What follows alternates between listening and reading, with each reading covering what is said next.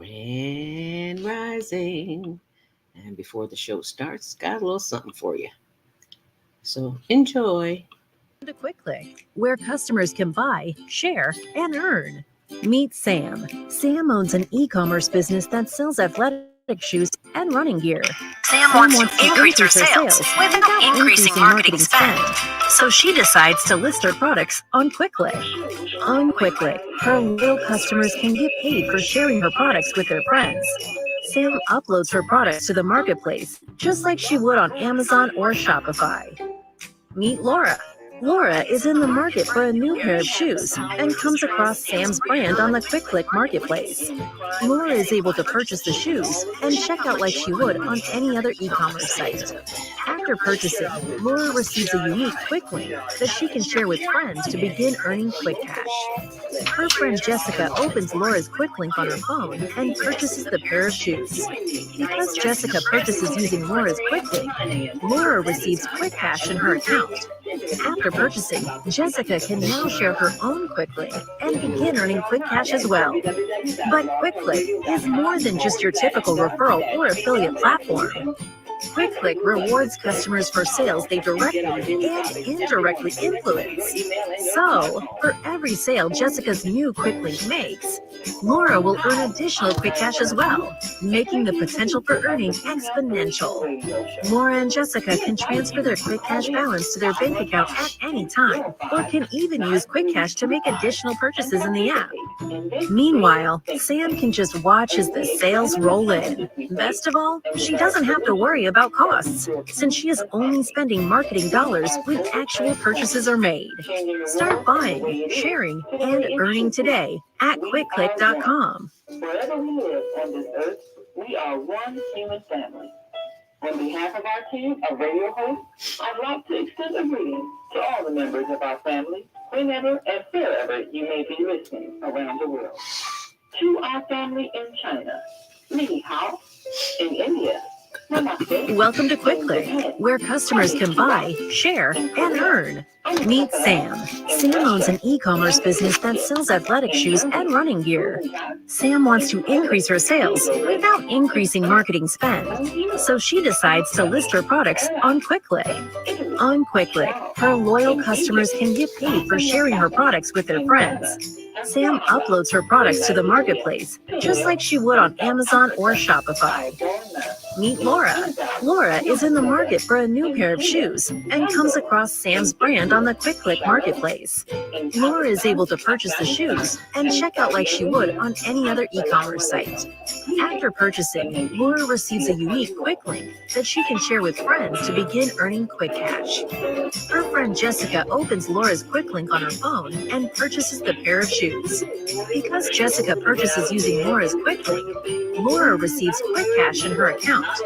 After purchasing, Jessica can now share her own Quick link and begin earning Quick cash as well. But Quick is more than just your typical referral or affiliate platform. Quick rewards customers for sales they directly and indirectly influence. So, for every sale Jessica's new Quick link makes, Laura will earn additional Quick cash as well, making the potential for earning exponential. Laura and Jessica can transfer their Quick cash balance to their bank account at any time, or can even use Quick cash to make additional purchases in the app. Meanwhile, Sam can just watch as the sales roll in. Best of all, she doesn't have to worry about costs, since she is only spending marketing dollars when actual purchases are made. Start buying, sharing, and earning today at quickclick.com.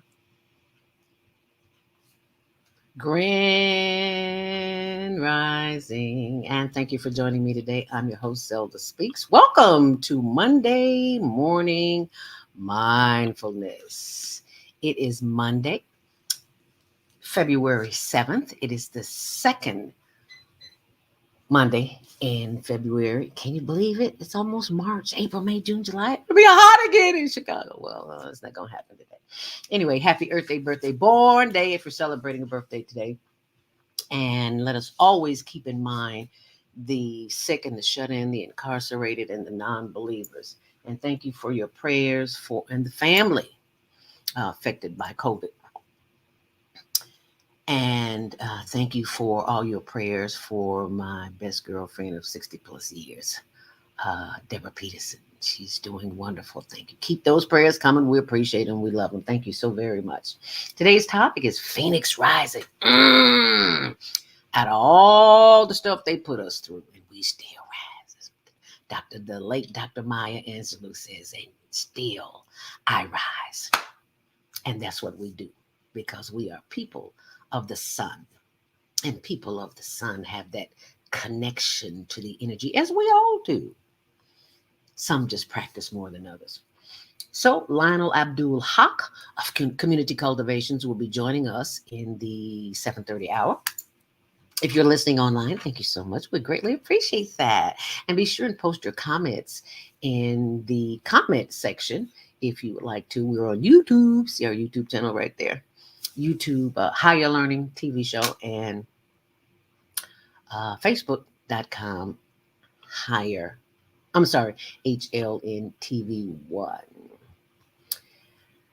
Okay, today is Grand Rising. Jody, thank you for joining me this morning. Fagala's birthday. Happy birthday, Fagala. Happy birthday to you.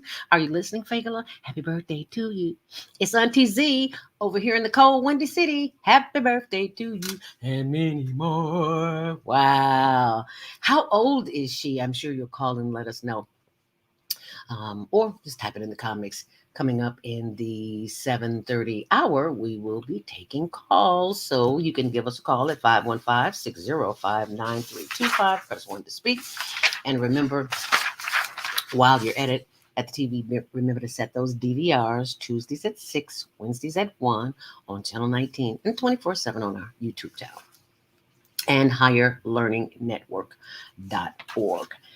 And while you're there, be sure and remember that if you have been inside, like most of us have, tea time, chances are you're eating a little bit too much. Gained a few pounds, so could be pre-diabetic and not know it. I was for 10 years, so check it out. It's free. Free download at diabeticdonut.com. Okay? And if you're headed out this morning, your weather advisory, it is a winter weather advisory. It's cold in Chicago. If you're going to travel, it's tricky. It's icy out there. So take your time, leave out a few minutes earlier, or just take your time. You want to get where you're going in one piece. And wherever you're going, it'll be there when you get there. Okay? Traffic and weather sponsored by Karen Kelly of itex.com. If you want to go anywhere in the world, Alaska, Hawaii, Caribbean, Vegas, Mexico, you can use barter dollars instead of paying your hard-earned cash. So go to the website and check it out. Excuse me. And if you decide to sign up, be sure and use the promo code Zelda. Always giving thanks to the ancestors, Richard McGee and Yvonne Daniels. And you know he's over there on my wall. Herb Kent. I'm going to show you my wall one day. And all the other ancestors who made our way possible. So I'm very grateful for that. So thank you so very, very much. As we take a look at the Metro and CTA, there are no delays. But on the Kennedy, that's a whole nother story. 27 minutes inbound, 22 on the reverse. On the Eden's 25 in, 19 out. On the Eisenhower, 32 in, 21 out. On the Stevenson, Lord, they are jacked up. It is an hour and 5 minutes inbound and 11 on the reverse. You do better off taking a side road. On the Dan Ryan inbound, it's 15 minutes, 12 minutes on the reverse. On the Bishop Ford, it's over an hour and a half due to an accident at 115th. There's a crash in the right lane on the Bishop Ford. So I'm sorry, not an hour and a half, an hour and 2 minutes. Still an hour. It's too long, right? 18 on the reverse. And Lakeshore Drive, DuSable Lakeshore Drive, 10 minutes in both directions. And that's your traffic and weather, sponsored by Karen Kelly of itex.com for business owners, entrepreneurs who want to save some money. So that's what you can do. And it's time for your Monday morning mindfulness word of the day, which will be taken from Inspirational Conversations with Shalom It's Israel, Volume 2. And today I'm reading from February 8th, which is tomorrow, but I read what Spirit gives me, and it gave me this. And it says, don't set yourself up for disappointment this week because of a social holiday is near and you don't have a significant other in your life. We often focus on the outer instead of the inner. We won't receive true love until we learn to love ourselves first. Ooh, that's the hardest thing, right? Not the fatal attraction kind of love where he or she can't live without you, but the kind of patience, understanding, and empathy that will still be around when you are at your very lowest, when you don't want anyone to see you, you don't even want to talk to anyone.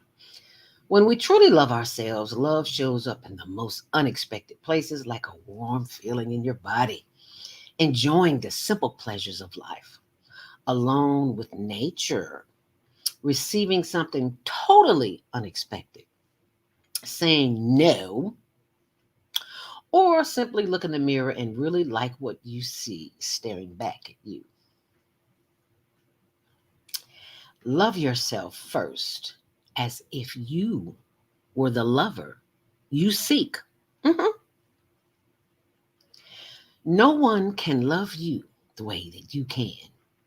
Don't try to give all your love to one individual. Please don't do that. Their cup may not be big enough to hold it. Inspirational Conversations with Shalom Israel, aka Zelda Speaks, available at higherlearningnetwork.org, which is the center of the work that we do at HLN. Our current projects are youth media. And since we can't get them in the studio, we have to do a live show. And that is every Saturday, every fourth Saturday. So this Saturday, this contest, the Global Virtual Teen Talent Contest, is Saturday, February 26th. It's on my blog, ZeldaSpeaks.wordpress.com. And speaking of my blog, I'll tell you about that in a minute. Go check it out, ZeldaSpeaks.wordpress.com. All of my sisters are on it. Each and every one is doing something different. Wendy Williams is running for judge. Jody Susan is telling us about the bod, in which I'm giving you a great discount. So be sure and tell Jody that Zelda sent you. And also not Jody, Viata's tiny house. She's working on her tiny house. You know, Viata that comes on Fridays from 7 until 9 a.m. on health and well-being. And then she comes again on Sunday evening, 7 till 9 p.m. on Soul Purpose Healing. So she transitioned from a 6-8 bedroom house to a tiny house, and from that tiny house to her son's house, and now she's building another house. It's so exciting. You got to go see it. ZeldaSpeaks.wordpress.com. I know I talk fast, right? ZeldaSpeaks.wordpress.com. So there it is. You can go see it. I know I talk too fast. Okay. Well, that's part of growing up in secular radio. You had a certain amount of time to say a certain amount of things. And if you didn't get it in, you just left out. So I transferred those skills from secular radio, terrestrial radio, they call it now, to the podcast. So I'm still working on that. But in the meantime, in between time, that's what I do. That's what we do at the Higher Learning Network. And don't forget about our homeless project. And on Instagram, check out our Instagram page too. It's HLN dot, what is it? HLN dot homeless dot project. And there it is right there. So check us out on Instagram. We buy heaters. When I say we, I mean the Higher Learning Network, the organization, nonprofit 501c3. So donations are tax deductible. We're always trying to buy heaters and generators to help keep the homeless warm. Because if you woke up and you were on a computer this morning, chances are you slept on a warm bed last night. And you don't know what that's like, laying out there on the ground. It's cold. It is not unpleasant. And my hat is off to those who do it, because you don't know what you can do until you do it. But I ordered some special kind of chocolate, dark chocolate vanilla bean. Can you see that? and it is so good. And I got so much. The link is on on my blog, ZeldaSpeaks.wordpress.com. So when you scroll down, there's a lot there. There's about probably 10 pages you got to go through to get this cocoa. And I got so much cocoa, and it's so good. And I said, I can't drink all of this cocoa. Tony and I can't drink all of this cocoa.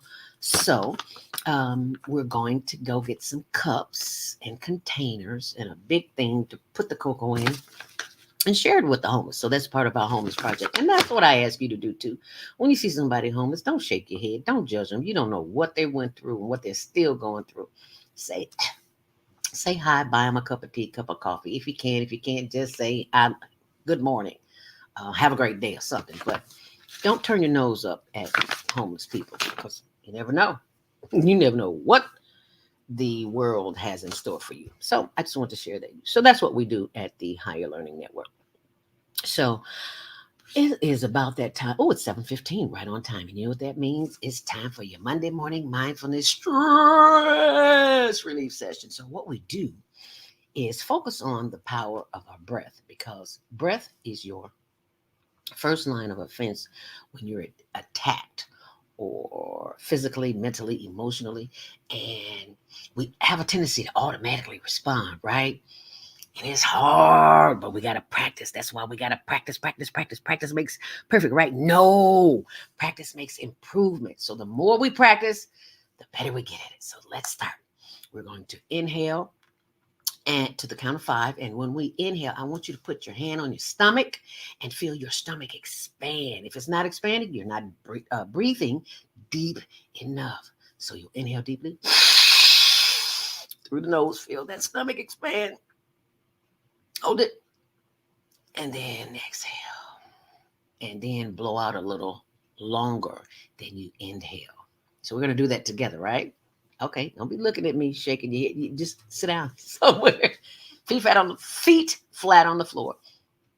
And let's just stretch. Oh, yes, stretch. Like a cat does in the morning. If you got a high back chair like I do, I turn around all the way and feel that stretch in my middle. Yeah, and in my back. Ooh, that feels good. You feel that stretch? Come on, stretch with me. There you go. Oh, yeah. Oh, yeah, that feels good. Oh, yes, the body is loving that stretch. Mm-hmm. Looking at my little plant up there. I love my plants. They keep me company. They make me happy. They make me smile. I haven't always been able to grow them. I'm sorry, I digress. Pet plants just turn me out. I'm sorry. Anyway, inhale deeply. Hold it.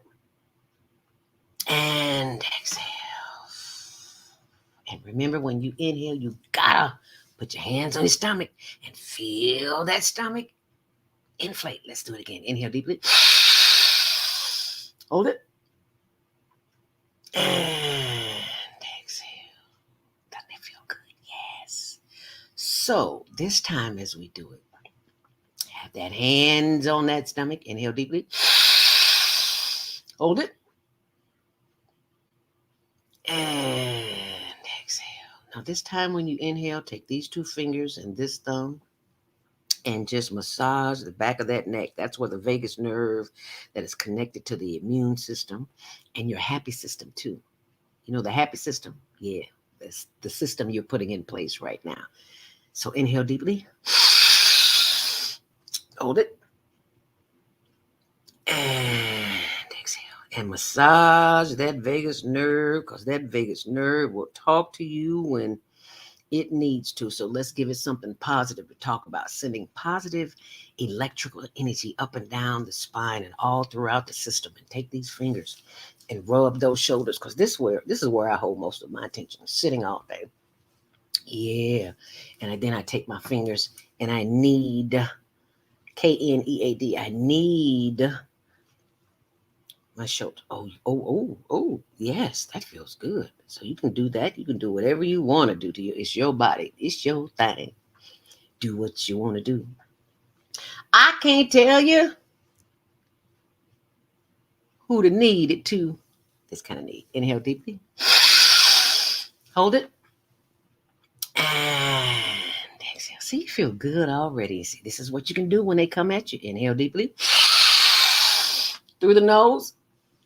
You felt that stomach expand? Good for you. And as you exhale, blow out just a little bit harder than you inhale.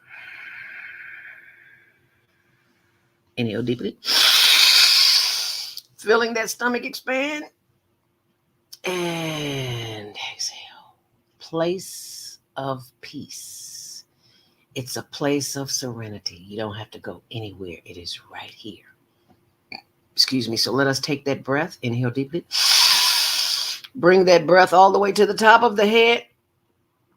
Hold it. And as we exhale, feel the energy of the breath going down through the face, the forehead, past the chin, and relaxing on the shoulders. As we inhale deeply. Hold it. And as we exhale, feel the energy flowing down through the shoulders and the arms and the wrist and the fingers, and feel free to move them any kind of way you want to, and just inhale deeply. Sending more love and light and energy down through the body, through the shoulders, through the chest and the stomach and the back and the hips. As we do the higher learning hip roll, because as you sit all day, there's no movement, and a body in motion stays in motion. So you got to move just a little bit, as we inhale deeply. Hold it. And as we exhale, sending light, love, and energy down through the hips and the thighs through the power of the breath. Through the thighs and the knees and the legs, feel free to rub any of those parts of your body that may be asking your attention. I know my knees sometimes tell me, Zelda, you need to get to the gym, girl. Not today. I'm going to the gym. Inhale deeply. Hold it. And exhale, sending more love and light and energy down through the legs and the arches and the ankles and the insteps. Yes. And the toes. Yes. Wiggle those toes. Sending more love and light and vibrating energy back up through the toes and the feet and the ankles and the arches and the legs and the knees. Yes. Yes. Breathe in. Bringing that energy back on up through the thighs and the hips and the buttocks and the backs as we exhale and give thanks for the power of the breath. As we inhale once more. Feeling that stomach expand. Yes, bringing that energy back up through the chest, the breast, the back, the arm, and the shoulders as we stretch once again. As we inhale deeply once more. Hold it.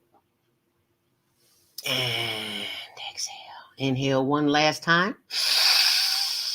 Take a long deep breath and bring all that energy back up to the top of the head as we give thanks for the power of the breath. Because someone somewhere cannot breathe on their own. So we give thanks that we have the chest and the lung capacity to breathe in without any assistance and to breathe out. See, we take that for granted. Not those who are on other means of breathing. Give thanks for the power of the breath. So let's take one long, last, deep inhale together, feeling that stomach rise as we inhale. Hold it. And as you exhale, bend your head down, chin to chest, and slowly rotate that head to the left. Slowly bring it around to the back, and slowly bring it around to the right. Slow down, moving too fast. And slowly bring it around back to the front. Head up. Inhale deeply. Hold it. And tilt your head forward, chin to chest, and slowly rotate the head to the right. That's why you're sitting up straight, so you won't get a crook in your back and your neck. If you feel it, it's just a pop. It's just the increment. Won't hurt you. And bring that head all the way around to the front. Head up. Inhale deeply. Hold it. And as you exhale, look to the left as far as you possibly can, feeling a stretch in the right part of the neck. Yeah, that feels good, doesn't it? Yeah. Just sit with that for a moment. Feels good. Inhale deeply. Hold it. And look to the right as far as you possibly can. Feel the stretch in the left side of the neck. Yes. Inhale deeply. And bring the head back around and exhale. How does that feel? Refreshing, liberating, energizing. Now, what we do is give thanks for the power of the breath. It's the attitude of gratitude because when you're thankful, you're open the door for more. And I want more deep breaths. Don't you? I certainly do. Inhale deeply. Two of the most powerful words in the planet. Whatever you put behind them, that's entirely up to you. But I'm going to say, I am happy. Inhale once more. I am healthy. See all that vibrating energy? You're sending love and light and energy throughout the body. That's what happens with the I am. Let's do one more I am. Inhale deeply. I am divinely guided and protected because I trust the universe that I am always at the right place at the right time doing the right thing. As we inhale once more. Ladies and gentlemen, you have just triggered the happiness gene. Your whole body inside is dancing. It's doing a dancing job. It's just, yes, we got energy. We are just all over the place. We're going to have a good time today. Let's breathe some more. Hold it. And exhale. How don't you feel good? Now share that with somebody today because somebody somewhere is stressed the hell out and it ain't you. So share with them how to breathe in. Count of 5. Hold it. Feel that stomach expand. And exhale. And if you can't remember everything, just go to my YouTube channel, Higher Learning TV Show, or ZeldaSpeaks, or ZeldaSpeaks Mindfulness. Got 3 of them. And be sure and share that because the less stress you are, you share that energy with those around you. So you've got to bring them to your level, not go down to theirs. Got to bring them up. Give them some of that high energy as we inhale. And exhale. There's magic in the moment. There's grounding. That's what you're doing. You're getting centered. Can't go outside and hug a tree. Too cold today. But you can touch a plant. You can smell it. You can kiss it. You can do that. So keep some plants around you, and you'll be glad you did. So when you are physically, mentally, emotionally attacked, just start breathing. And hopefully they won't get to you, and you'll be able to save your sanity. And that is your Monday morning mindful meditation. But I want to share with you some comments. I see we have a few comments here. Dr. Patricia Rogers, OMG. How are you, my sister? Oh my goodness. I met this fantastic sister. Fabulous queen. And where were we at? Was it Las Vegas or Miami? I don't know. But you got to go check her out. She's on LinkedIn. Awesome sister I met. Oh, Patricia Rogers, thank you so much for calling and for joining this morning. And Jody says sixth birthday for Fagala. Happy birthday, Fagala. She's 6 years young. And Dr. Patricia Rogers says sitting will do it. All right, girl. That's right. We got to get that personal energy time in because the world will come in and just knock you off your axis if you let it. She says, love this place of serenity inside me. Yes, girl, you are the center. And yes, it is so glad to see you again. Yes, my sister. Thank you so much. I wish I was there with you where it's warm because it's 2 degrees in Chicago. I said, we can work that out, right? So thank you so much for joining us this morning. Coming up in about 2 minutes, we're going to have, after the 7:30 break, we're going to have Lionel Abdul Haqq of Community Cultivations with us. But before we do that, I want to show you my video from Click. And that is, the reason why I'm showing you this is because we all do shopping, right? And chances are we shop and we give away and we get nothing for our money. So this is an organization that I joined via Jody Susan, who is our Tuesday host on self-care. And she told me about it, and I was like, because every time I shop at Amazon, Amazon don't give me a dime. So this is a chance for you to go and make some money. So you be sure and check it out. And because I'm going to share this with you right now. Okay. So you be sure and check it out. And then I'll share the rest of it with you later. So here we go. And why not hear it? Because there's no sound. Well, Quick, where customers can buy, share, and earn. Meet Sam. Sam owns an e-commerce business that sells athletic shoes and running gear. Sam wants to increase her sales without increasing marketing spend. So she decides to list her products on QuickClick. On QuickClick, her loyal customers can get paid for sharing her products with their friends. Sam uploads her products to the marketplace, just like she would on Amazon or Shopify. Meet Laura. Laura is in the market for a new pair of shoes and comes across Sam's brand on the QuickClick marketplace. Laura is able to purchase the shoes and check out like she would on any other e-commerce site. After purchasing, Laura receives a unique quick link that she can share with friends to begin earning quick cash. Her friend Jessica opens Laura's quick link on her phone and purchases the pair of shoes. Because Jessica purchases using Laura's quick link, Laura receives quick cash in her account. After purchasing, Jessica can now share her own quick link and begin earning quick cash as well. But QuickClick is more than just your typical referral or affiliate platform. QuickClick rewards customers for sales they directly and indirectly influence. So, for every sale Jessica's new quick link makes, Laura will earn additional quick cash as well, making the potential for earning exponential. Laura and Jessica can transfer their quick cash balance to their bank account at any time, or can even use quick cash to make additional purchases in the app. Meanwhile, Sam can just watch as the sales roll in. Best of all, she doesn't have to worry about costs, since she is only spending marketing dollars when actual purchases are made. Start buying, sharing, and earning today at QuickClick.com.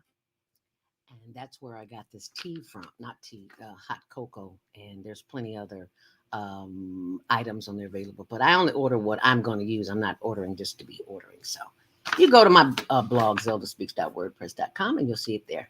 And thanks for sharing. Hi, I'm Dr. Welcome to QuickClick, where customers can buy, share, and earn. Meet Sam. Sam owns an e-commerce business that sells athletic. Doing something you enjoy. Walking, dancing, rolling on the floor with your dogs or kids, really anything.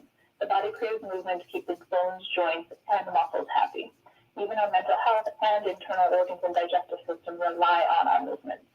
Thanks for being a part of the Higher Learning Network on the Female Solution. Everything you need, what your body needs, is found in nature. So Susan Essentials doesn't do it any other way. Susan Essentials provides your employees and individuals access to over 20,000 nutritional products, and they are shipped direct to your door. Because Susan Essentials is certified in plant-based healing, we're committed to offer you the best nutritional supplements on the planet. They're non-GMO and sustainably produced, and we take the guesswork out for you.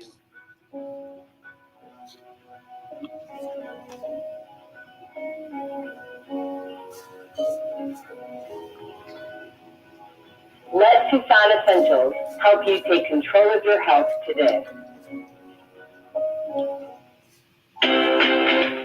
We all say we would like to be wealthy, but wealth isn't determined by how much money you have. Wealth is determined by your power to define what money is. The dictionary defines money as something used as a way to pay for goods and services and to pay people for their work. So how would you like to have access to an unlimited source of money? Money that is not taxed by the government. Money that increases as you share the opportunity with others. Money that you can use to pay for goods and services and pay people for their work. I'm talking about Bitcoin. It's the future of independent wealth building. Bitcoin is the new money that you control. Get started building your wealth. Call 312-849-3456. That's 312-849-3456. The Female Solution Global Radio TV Show invites you to an invigorating conversation with our team of hosts Monday through Friday, 7 a.m. to 9 a.m. Central Time. Start your week with Monday Morning Mindfulness with ZeldaSpeaks. Tuesdays, Self-Cell Care with Jody Susan. Wednesdays, Repairing Broken Families with Naima Latif and co-host Kareem Hamid. Thursdays, Soulful Solutions with Dr. Debbie Green. And Fridays, Health and Wellbeing with Beata. Saturdays, tune in 12 noon to 2 p.m. Central Time. First Saturday, Success Strategies with Jana. Second Saturday, Wendy Williams Esquire on relationships. Third Saturday, Move Around with Deborah. And fourth Saturday, Wisdom with Mama D. Join us Sundays, 7 p.m. to 9 p.m. Central Time for Soul Purpose Healing with Beata. Call in and comment 515-605-9325. Press 1 to speak to the host and be a part of the solution. Because you are a part of the solution. And that is the lineup Monday through Sunday here on The Female Solution on blogtalkradio.com, The Female Solution, and also on the Female Solution website, Facebook page. Thank you so much for joining me back here this morning. I'm ZeldaSpeaks, your host. And our topic today for Black History Month continuing, it's a conversation with Brother Lionel Abdul Haqq of Community Cultivations, and he will be joining us via phone. If you would like to join the conversation this morning, 515-605-9325, press 1 to speak.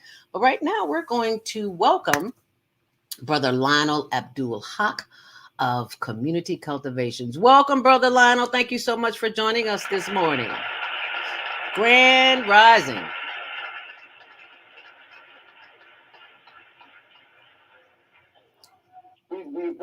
Welcome.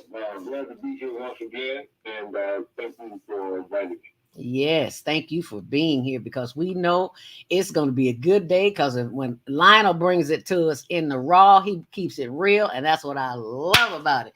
Had a conversation yesterday, conversation I continued into the day, so thank you so much, Lionel. We're discussing this morning Phoenix Rising. Can you tell us why you chose this movie review for Phoenix Rising, Lionel? Well, it's actually not a movie. It's based on a CD that was produced by the Temptations. It was released in the 80s, and I think it was in the 80s, the late 80s, or early 90s. And it was a breath of fresh air, a return to a style and repertoire of music that they had not done, the Temptations that is, hadn't done for quite some time. And it was a series of beautiful love songs, songs that have deeper social meaning. And the concept of Phoenix Rising was like a rebirth of the kind of music that made Motown famous, that made the Temptations famous. And we thought it would be a good way to focus our attention with regard to African American History Month, Black History Month, in a way that would be different than what you would get in most other perspectives. We also want to include in this discussion another album or CD produced in the same period by Quincy Jones, who incorporated a number of other artists, jazz artists, some of the greatest jazz artists in this particular piece called Back on the Block. That was a groundbreaking, revolutionary piece of music that helped to elevate jazz, not jazz music, but rap music, by incorporating the the musicians of rap and the musicians of jazz in a beautiful combination of music that incorporated both jazz and hip hop, rap. And so those are the things that I think we could benefit from today in our discussion and hopefully carry with us throughout the year as we continue to strive in this journey of the soul to realize our full potential in this 21st century. Yeah, because in order to realize our potential, we have got to go somewhere other than where we are in order to make that a reality, because the powers that be want us crazy. So we have got to do whatever it is that we need to do to in order to maintain sanity. All praise be the Most High. Amen. The reality of life in general, on every level, is in the hands of. It's better understood when you understand that it's a divine thing. Life that come out of nowhere. It came as part of a will that was expressed in the beginning that started the whole process moving. And it is the journey of the soul is the journey of that which began the process to move from infancy to maturity out of darkness into light. And we are on that journey. And the concept that is expressed in Phoenix Rising, the mythology of the Phoenix bird rising from the ashes of ruins, is a metaphor. Just as the ancient Kemetic teachings about the resurrection, the story of Haru, the birth of Haru through his father Asar and Aset, and his mother Aset. That the metaphor, the story of him being killed by his brother and his body chopped up into 14 pieces and his penis thrown into the river and consumed by a fish or crocodile, and that his consort, his love, Asher, put his body back together and use a piece of metal for his penis. What? And that's the story, yeah. That's the story. She used a piece of gold or something. I don't know exactly. I don't remember exactly how it went. But she used a piece of metal as a symbol of his penis and sang a song and brought him back to life. Oh. And that the whole concept of the resurrection is really in that story. That analogy or metaphor. And that the thing they call the phallic symbol in Greek, but it was called a teket in ancient Kemet, is the thing that we have created today in Washington, D.C., called the Washington Monument. And this symbolic penis, it's a symbol of the penis of Haru. I mean, of a Asar that was reestablished and brought about the birth of the son, Haru.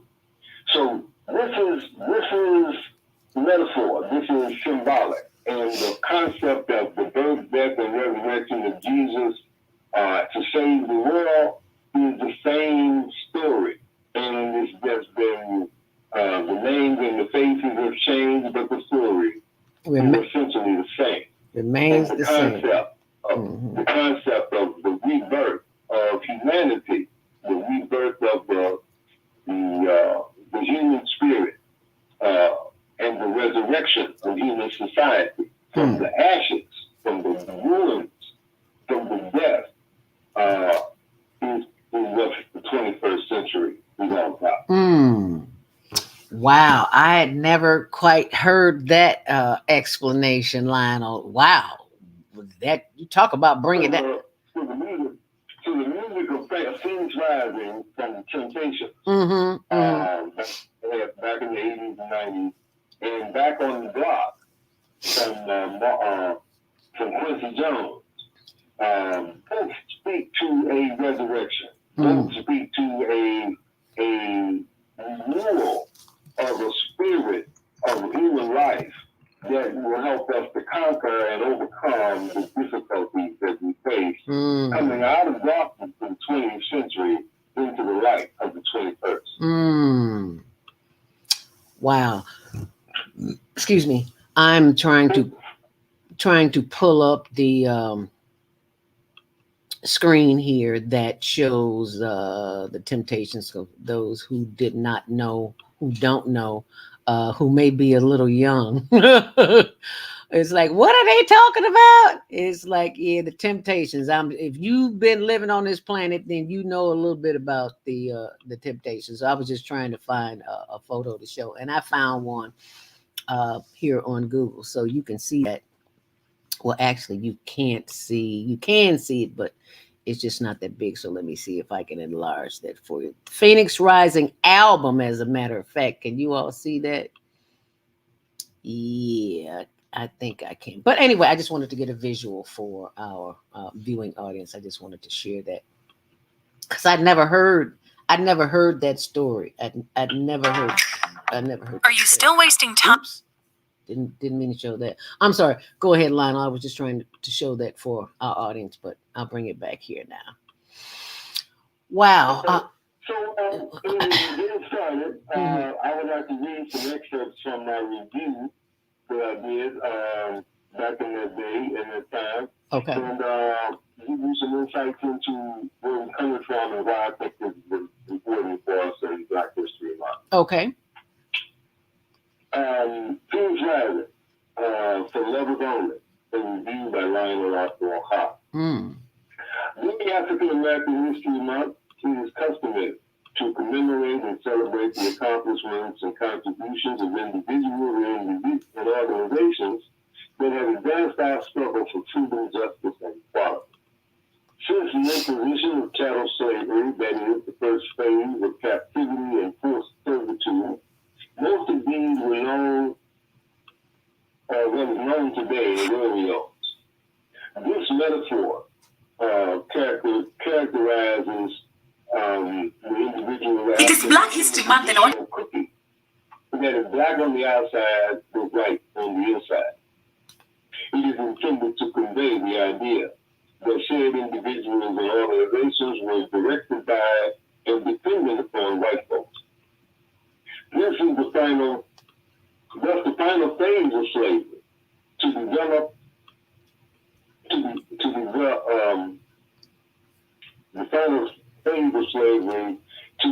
and instill a psychosocial state of dependency, a perverse and pathological sense of obligation and indebtedness towards white folks for bringing us out of Africa and into slavery in America.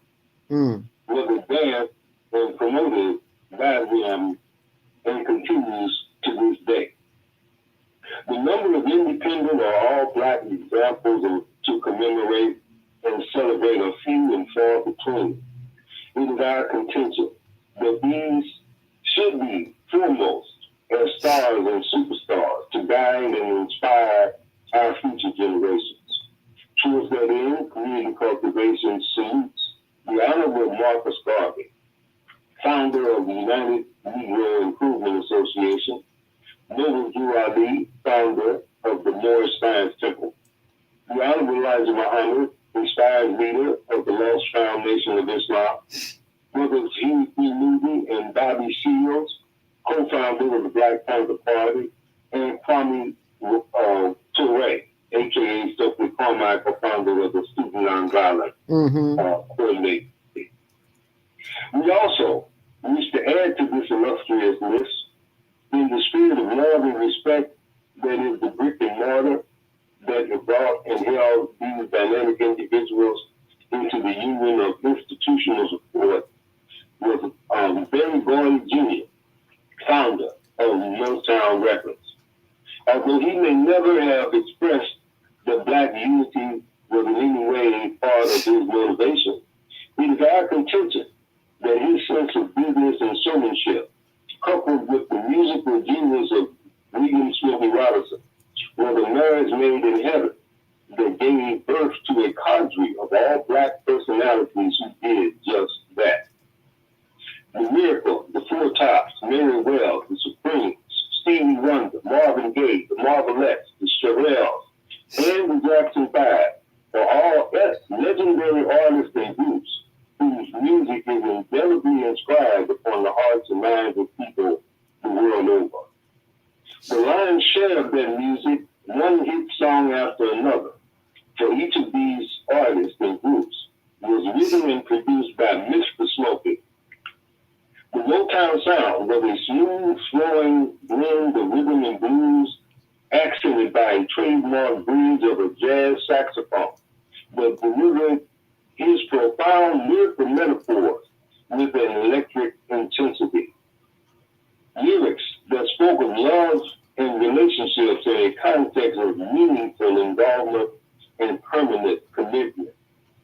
In the world of business, it is said that salesmen are the wheels that make a business go. And presentation is 50% of the sale. The degree of the discipline, showmanship, and precision choreography that Berry Gordy demanded of Motown artists and musicians altered people's perception and took African Americans to a whole new level. Decked out in tailored suits and evening gowns, the Motown Revue began to tour the country, playing for sold-out audiences and the biggest theaters and auditoriums available, leaving behind them such an indelible and an incredible sense of love and respect for self among and upon the impressionable youth that dance lands and groups imitating the Motown moves and grooves were spawned everywhere. By the mid-60s, their professional image and the desire to cash in on this phenomenon led to big-time international exposure on the Ed Sullivan Show and Big Clark American Bandstand. It is our contention that the sense of racial pride and human dignity that the indoctrination of white supremacy had brutally crushed was revived and resurrected by Mr. Gordy's Motown Revue. We further contend that without this inspirational image of unity and harmonious cooperation, the movement called Black Consciousness, Civil Rights, and Pan-Africanism may not have been. So like the oppressive orders of Caesar and Pharaoh in the late part of ancient Egypt. Before them, the infamous Willie Lynch syndrome, the Willie Lynches of the modern world of slavery, had diligently sought to isolate us from any exposure to such positive images. There were individuals like Richard and James Brown who, in stark contrast, projected an image that was wild, frenzied, and emasculate. Their lyrics were not much more than moans and groans of anguish and lust, or the braying and squeals of asses and swine. Indeed, the Motown Revue was more than just a breath of fresh air, but in the context of scripture, it was the very breath of life itself. Among the cadre of talented all-black individuals and groups, none stood taller and did it better than David Russell, Eddie Kendricks, Paul Williams, Otis Williams, and Melvin Franklin. Say that. I'm sorry. I'm just like, yes, I say that. Yes, I'm just agreeing with you. I'm sorry. I'm just so caught up in what you're saying. I apologize for interrupting you. He gets good sometimes, I know. Go ahead. I'm sorry. Individually, these brothers were most of us, were typical Negroes that is shackled by ignorance, fear, and self-hatred that inclined us toward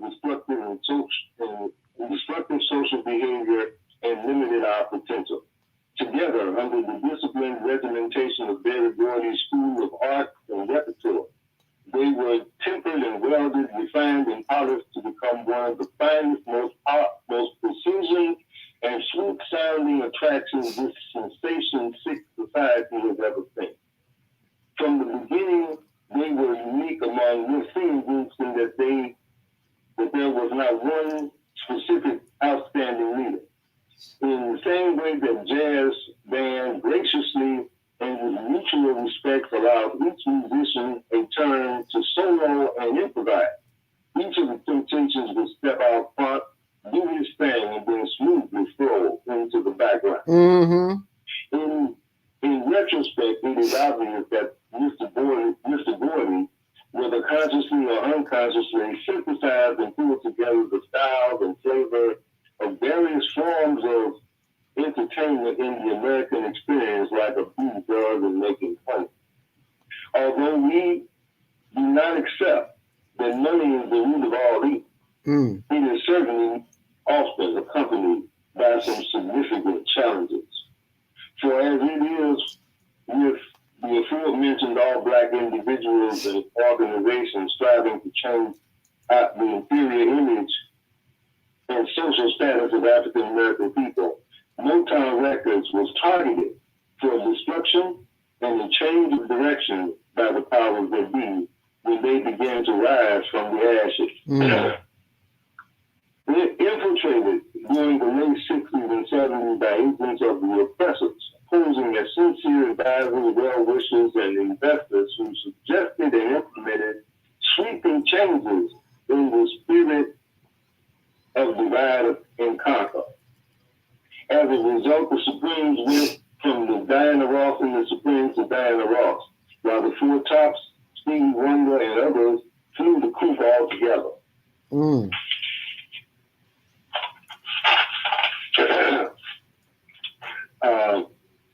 Smokey Robinson kicked the miracle to the curb and stopped writing to anybody but himself. Among the Temptations, Paul Williams allegedly committed suicide, and first David Russell, then Eddie Kingston got the big head in pursuit of individual careers. The new Temptations started wearing a collage of polyester leisure suits, platform car shoes, and singing songs that glorified getting high and poppers with the Rolling Stones.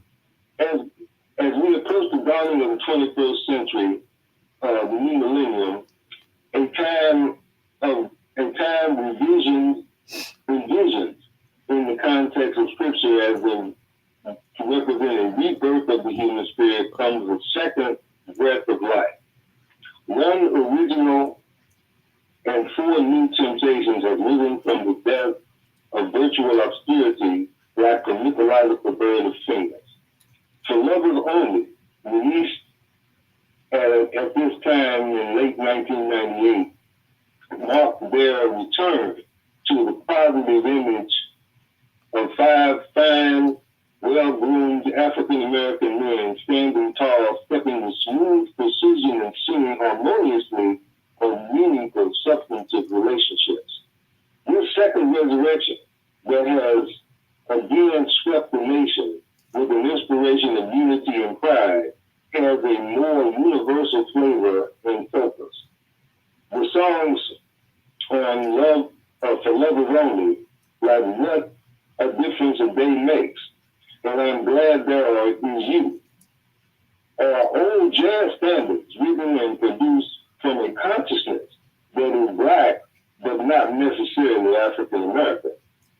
In truth, the Black consciousness movement was never intended to be exclusive, divisive, or racist. The struggle for freedom, however, the struggle for freedom, justice, and equality is indeed everybody's business. It is historically true that those who were suffering the most would be the first to cry out and to stand up for change. This is by the face of Allah God, a new day dawning. As the powers that used to be fight among themselves like there is no tomorrow, their vice grip of control that manipulate the masses of modern day Egypt are rising above their fear of Pharaoh and perverse love of vainglory and materialism to answer the call to real glory and honor as soldiers and champions of social justice. Okay, so that's basically the review. And the connection between Phoenix Rising, the mythology, and the return to that kind of entertainment that has been taken away from us and transform the Temptations into something totally different than what was originally established. And then return to that was like the story of the Phoenix Rising, and we hope that this contribution to our community will be like it was when it originally was established. Excuse me. That is a mouthful. That's a lot to digest. I am so very grateful. Wow. You just bring a whole new perspective, and the lines are lit up, Lionel, and it's 8:00, and we got to take our first commercial break. If you want to join the conversation, 515-605-9325, press 1 to speak, and we'll get you in there. And we're going to take a commercial break, and we will be right back. So you stay close. We have an opportunity to transform the whole global society in the next 50 years. 50 years from now, the earth will be populated by a new generation of adults, many of whom are yet unborn. Our mission is to nurture them in childhood with love, guidance, and protection, and to raise them in healthy, happy families. If we impart values of compassion, generosity, and respect for fellow human beings in the next generation of children, they will create a world where people can live together in peace. This is our goal. Be a part of the transformation. Get your copy of the book, The Female Solution. Go to www.naimalatif.com. That's www.naimalatif.com. Are you constantly arguing with your spouse? Are your children misbehaving and acting out? Is someone in your family abusing drugs? Have you been a victim of domestic violence? Are you grieving the loss of a loved one? Let us help you restore serenity to your life. At Serenity Family Social Services, we understand that good mental health is a result of emotional well-being. Our goal is to assist you and your family in removing emotional distress and restoring harmony and balance to your lives. We offer individual, couples, and family counseling. I'm Howard Williams, CEO of Serenity Family Social Services. Call us today at 312-315-4820. That's 312-315-4820. Do you want to live in a world without war? Join our World Peace movement. Helping culture, world peace, and restoration of life transcend culture, religion, ideology, and other boundaries to achieve peaceful harmony in the global society. HWPL is committed to bringing world peace and cessation of war through peaceful dialogue between religious groups. I am Director Kim of HWPL Chicago branch of North America. Join us for our next gathering. Call 773-580-1501 and be a part of the movement for world peace. Email us at chicagohwpl@gmail.com. Customers can buy, share, and earn. Meet Sam. Sam owns an e-commerce business that sells athletic shoes and running gear. Sam wants to increase her sales without increasing marketing spend, so she decides to list her products on QuickClick. On QuickClick, her loyal customers can get paid for sharing her products with their friends. Sam uploads her products to the marketplace, just like she would on Amazon or Shopify. Meet Laura. Laura is in the market for a new pair of shoes and comes across Sam's brand on the Quick Marketplace. Laura is able to purchase the shoes and check out like she would on any other e-commerce site. After purchasing, Laura receives a unique quick link that she can share with friends to begin earning quick cash. Her friend Jessica opens Laura's quick link on her phone and purchases the pair of shoes. Because Jessica purchases using Laura's quick link, Laura receives quick cash in her account. After purchasing, Jessica can now share her own quick link and begin earning quick cash as well. But QuickClick is more than just your typical referral or affiliate platform. QuickClick rewards customers for sales they directly and indirectly influence. So, for every sale Jessica's new quick link makes, Laura will earn additional quick cash as well, making the potential for earning exponential. Laura and Jessica can transfer their quick cash balance to their bank account at any time, or can even use quick cash to make additional purchases in the app. Meanwhile, Sam can just watch as the sales roll in. Best of all, she doesn't have to worry about costs, since she is only spending marketing dollars when actual purchases are made. Start buying, sharing, and earning today at quickclick.com. And you can get that information on my blog at ZeldaSpeaks.wordpress.com. It is there 24/7 because I don't know about you, but I'm an avid shopper at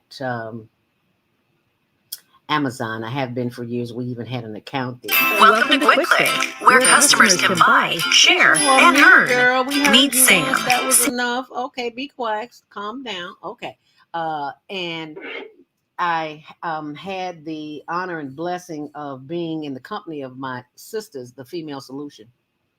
And Jody Susan of Susan Essentials introduced me to this platform because I ain't made a dime off of Amazon. Well, I shouldn't say that. The organization did, but we made enough money to hire grant writers so that we can do the things that we need to do for youth. And of all the things that she shared with me, this is one of my favorite because this is where I got the hot cocoa I was telling you about earlier. So when you buy something, they'll give you a link. Oh, I forgot to put the links in there too. But the information is on my blog, ZeldaSpeaks.wordpress.com. Let me pull that up for you. And it's just not hot chocolate. It's anything you want. And the site is in beta now, so it's growing. But this is my favorite. I got noni juice. If you don't know what noni juice is, Google it, because noni juice is made of berries. And it is the juice that I drank some years ago when I don't remember what I broke something. I was on a crutch. And was it my toe? It had to be. Yeah, it was my toe. And I was in a cast for, the doctor said 4 to 8 weeks. No, 6 to 8 weeks. And I met a Muslim brother. And he said, sister, here. He didn't even charge me for it. It was like $45 a bottle. It's not that expensive on QuickClick. But he gave it to me. And he said, take this. And if it don't work, come back and see me. My cast was off in 4 weeks. What can I tell you? Proper nutrition. So that information is there for you and it's available for you. So thank you so very much for joining us this morning on Phoenix Rising, a conversation with Brother Lionel Abdul Haqq of Community Cultivation. If you would like to join the conversation, we would love to have you here. 515-605-9325. Press 1 to speak. Let's go to the phone line to get a couple calls. 773-487. Grand Rising. Hi, who's this? Where are you calling from? Kofi, calling from the Midwest. Hi, Kofi. Thank you so much for joining us this morning. Yeah, I grew up in the '60s with the Motown music, and I enjoyed that era. And to look back at it, 40-some years later, you can see the evolution of our minds. My mind has evolved so much back then, because back in the '60s, you had to cower down. All the time, you couldn't look white folks in the eye. You had to walk around stupid, act like my mama said, don't tell me smart now. Don't be too smart now. that's how I grew up. Don't act too intelligent now. Don't let these white folks know you smart. Wow. Act like a chattel slave now. Sometimes you have to buck down and they'll bother you now. And see now, I'm free from all that. I'm letting people know I'm not gonna buck down, because we danced and we was all doing happy stuff back then, and that was kind of a buck you down, saying just dance. That's all we saying. Just dance, just make the white folks happy. Just smile and dance. And now I'm out here doing songs about, hey, I'm not no African American. You ain't breathing for no Africa. But now y'all get the truth out. I said, yeah. I said, we battling against these Negroes, these chattel slave Negroes is keeping this trying to dummy us down out here. They're like, oh my God, forget these chattel slaves out here in 2022. Trying to dummy us down. See? I ain't being dumb no more. I'm letting it out. I'm letting you Negroes go out here. Y'all chattel slaves and y'all can't think. Well, that y'all been dumbing down, and we have a new evolution, a new music perspective. You look at Marvin Gaye, and how Marvin Gaye was trying to write songs on what's going on. And Barry Good said, no, don't put that out, because you're gonna start Negroes to thinking. And that's exactly what happened. Right. And that's exactly what's happening. And I'm so glad you said that, Kofi, because there's a sister on the internet, and she's African, mind you. And what you just said, and what Brother Lionel Abdul Haqq has said, when I saw this, I was like, oh my goodness, I have got to bring this on the show. So I would like all of us to listen to what this sister has to say. So I'm going to mute everybody's mic just so we can hear this. History Month, and I want to use this chance to tell you who Africans were.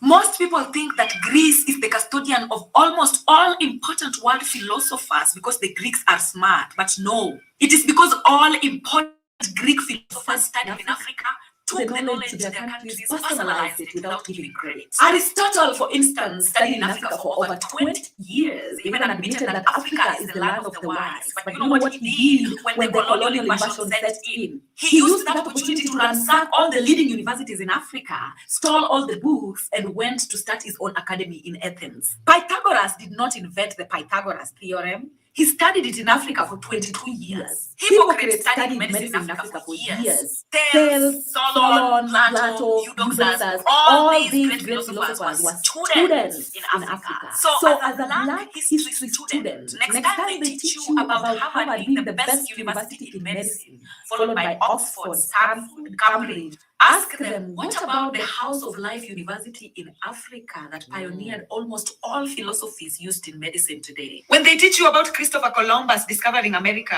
ask them, where were the indigenous people? When they teach you about Thomas Edison inventing the light bulb, ask them about his employee, Lewis Howard Latimer. It was the Oromo people of modern-day Ethiopia that discovered the energizing effect in coffee. Starbucks only make money out of that. It was the Nilo-Saharans of Nubia that invented the writing technique in the whole world before the Phoenicians copied it and took it to Greece. It was the Bunyoro people of modern-day Uganda that introduced C-section surgery to the whole world. Robert W. Felkin was just a witness who documented it and took it to England.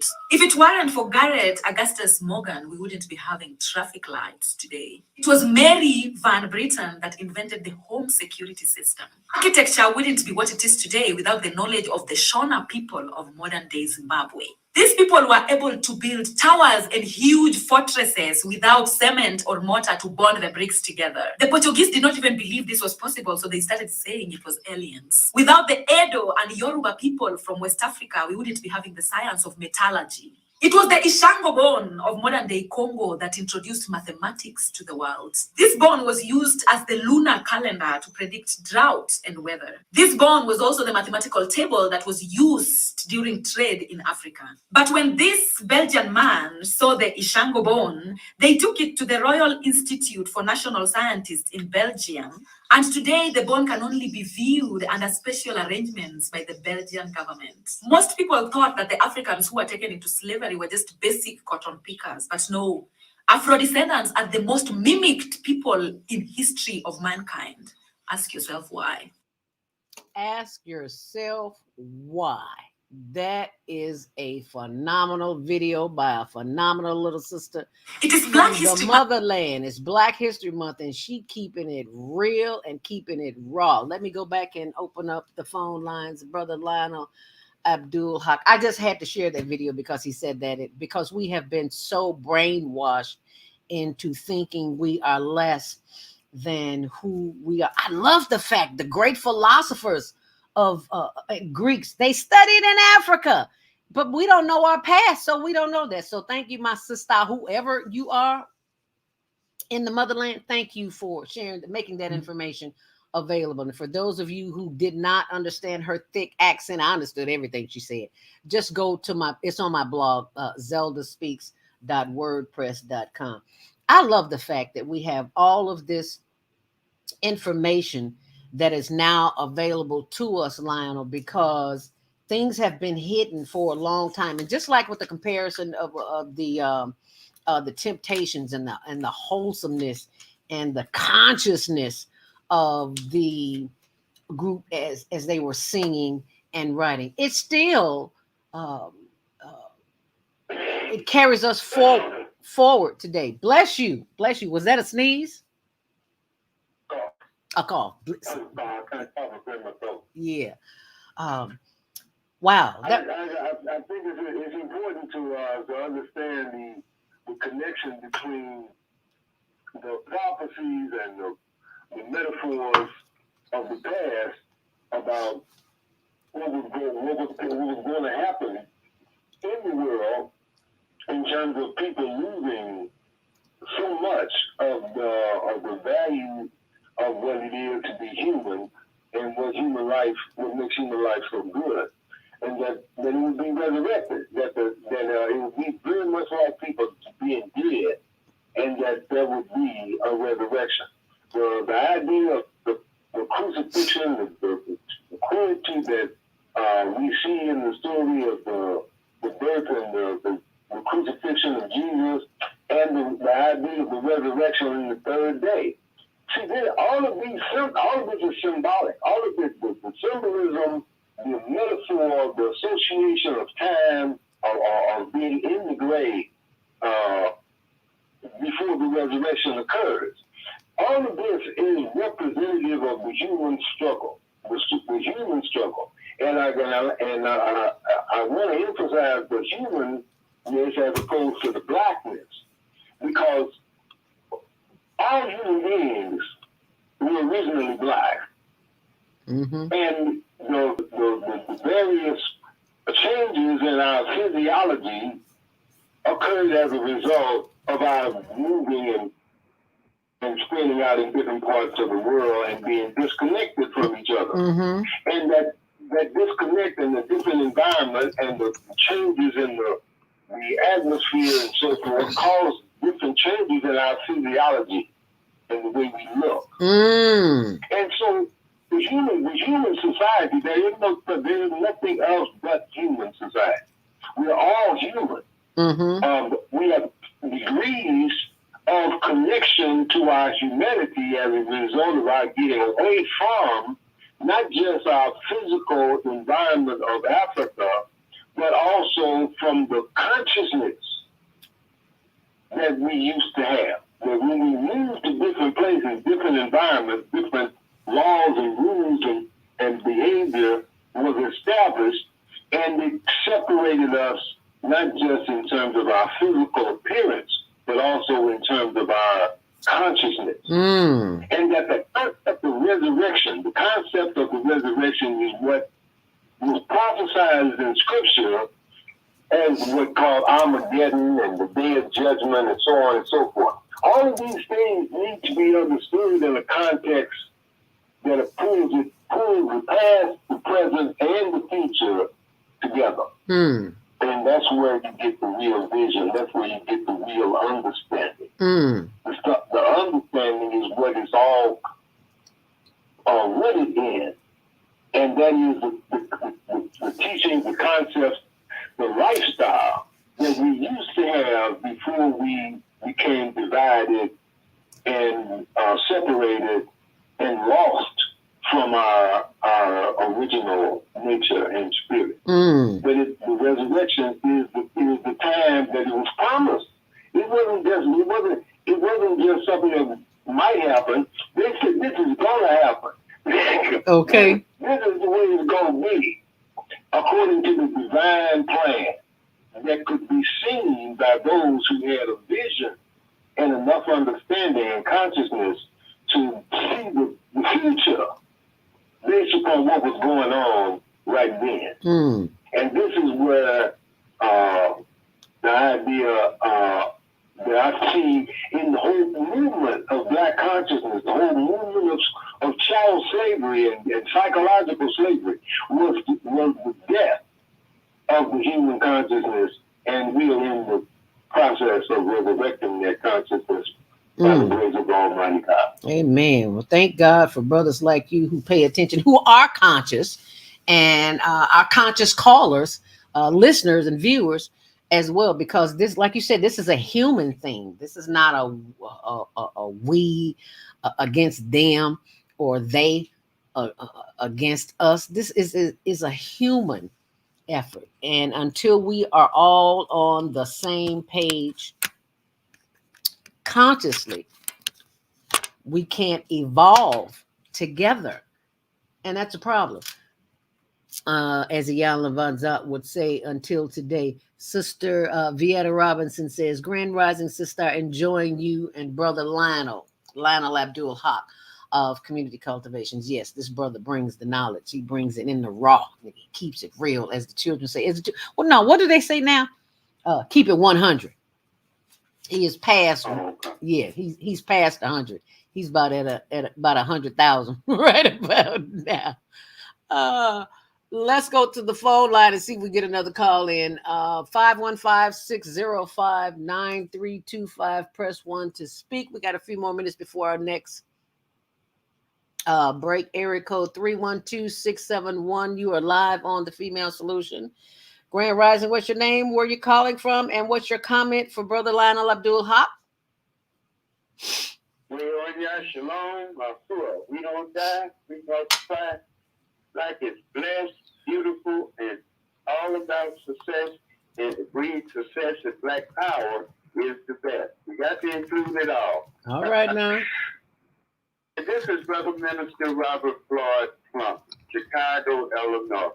Grand rising to my beloved brother Abdul Haqq and my beloved sister Zelda Roberts. All right, okay, we win. I got my as they say, I got my brother for February. I'm booking you right now, brother, for dedicating it to Dr. Wells Evans, Buy Black, Invest in Black, yes, Serve Black, and Give Back. Give back to our people. It is truly our time now. We start with, when we say our time now, is the Black man, the Black woman, and the Black children, and a way of life that we can share success, breed success. Do you remember Dr. Wells Evans, brother? You remember him? Okay. Of course. Who don't remember Dr. Evans? Everybody in there, really. You know, and also, I'm sorry, you remember the Honorable Mayor Harold Washington, right? Of course.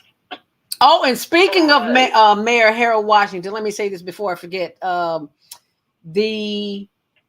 In April will be his 100th birthday, and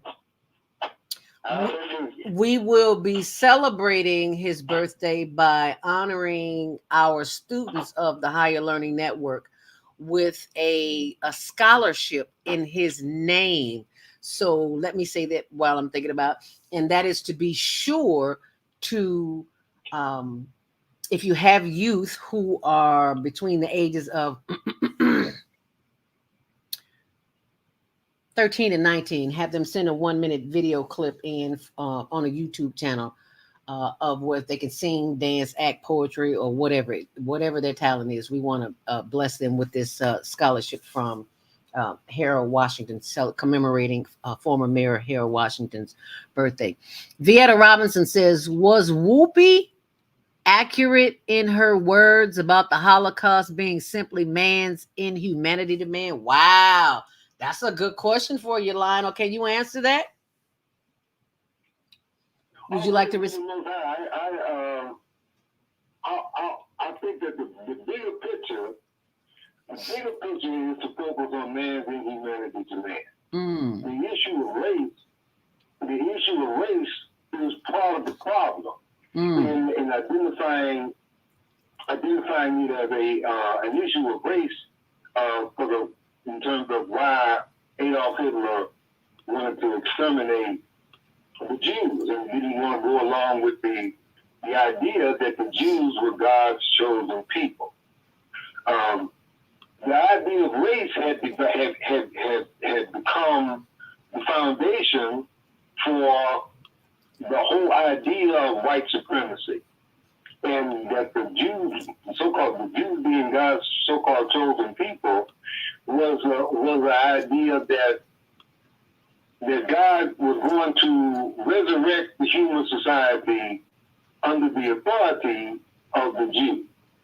That the Jew had a special place that the Creator was going to manifest His glory through them and save the world. That the resurrection of the world would come through the Jews. Adolf Hitler didn't accept that. He not just him, but he was a whole line of thinking, because we need to keep them focused. And none of these individuals are working out by themselves. They have supporters, people who have money, who finance their movement. So Adolf Hitler's movement, the Aryan movement, was about the idea that in separating the connection between black people, the idea of suppressing black people is what led to the rise of the European and the indoctrination of those, the teachings of ancient Kemet, were translated into mythology, Greek mythology and other mythologies, and applied in a different sense to associate the Jew, the European, with the rise of civilization, a new civilization, a new world order, so to speak. And that according to that order, according to the teachings that were established after the Greeks and after the Romans, the idea of the Jew being the chosen people evolved out of that to become the foundation for the Roman Catholic Church, and so on and so forth. So where we are right now in terms of the consciousness and the resurrection of the true teachings of black people, the true history of black people, in terms of being the original people who had existed on the planet for a long, long time before any other so-called nationalities or speciation of our species came into being, and that we were not the inferior. We were actually the foundation that fell, the foundation of human civilization that went into decline and death, and that is being resurrected today. And so Whoopi Goldberg was severely punished because there's such a visceral reaction, a very intense reaction to anything that undermines or seeks to challenge or question the idea of God's chosen people being the Jews, and that they were persecuted because of their being God's chosen people. And that I think is what, when Ruby was speaking to the issue of human injustice, that the man's inhumanity to man is the real root of the problem, and that it needs to be addressed from that perspective.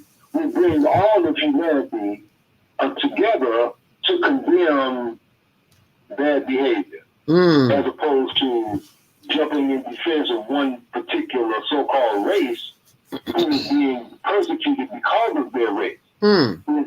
It's a wholly different perspective when it's a racial thing as opposed to a human race issue. The human aspect, man's inhumanity to man, is one that we think is the best way to focus on injustice and persecution. That if all of humanity recognizes that we are all human, then we will all stand against any violations of human rights. Amen. Say that. You are our own view, because you got it. You hit the nail on the head, my brother. And I'm so glad you said that, because I'm reading this book, Lionel. It talks about man's inhumanity and how we can grow closer. But this is it. It's called The Melanin Empath. Discover the knowledge of melanated beings born with empath energy. And it is so enlightening. It's like a breath of fresh air. If you do not have this book, when I finish reading it, I will give it to you. This book, as the children say, is thebomb.com. So do yourself a favor and go and get this book and read it, because it will, I promise you, it'll make a quality of difference in your life. We're going to take our last break, and we'll be right back here with Lionel Abdul, Haqq of Community Cultivation. So stay close. Do you worry about finances, family, health, job, relationships? Are you in pain? Do you feel stuck? If you answer yes to any of these questions, help is available. Don't worry, you're not alone. It's part of the human process. You only feel this way because you haven't mastered the voices in your head. No hype, just down-to-earth, solid, workable tools and techniques that you can practice daily. It's really food for the soul. Whether you want to learn how not to worry about anything, reverse type 2 diabetes, publish a book, promote your products or service, or just make extra money. To take advantage of the deal of the day, go to ZeldaSpeaks.com or call 312-409-6619. Mention promo code The Female Solution and get free shipping. That's ZeldaSpeaks.com or 312-409-6619. Stop worrying today. Visit ZeldaSpeaks.com. Hi, I'm Naima Latif, executive producer of the Female Solution Global Radio TV show. We are a part of the online network of Associated Internet Radio hosts. On Air. On Air empowers you with transformative news and interactive radio TV shows.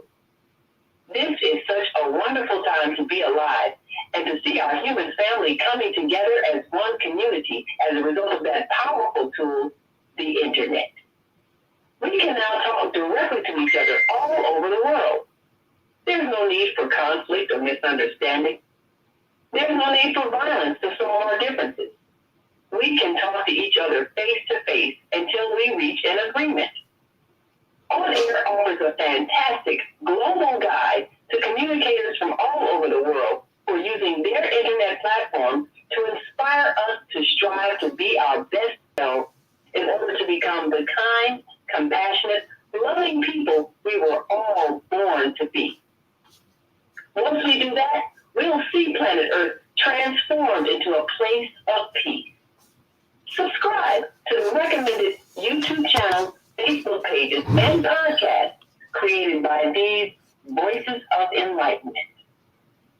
On Air provides daily news briefs and a weekly magazine to keep you abreast of events and opportunities. On Air news affiliates in television, radio, and print share information, insight, and interviews with notable personalities. Go to onaireverywhere.com for a daily dose of uplifting news. We're on air everywhere, online all the time.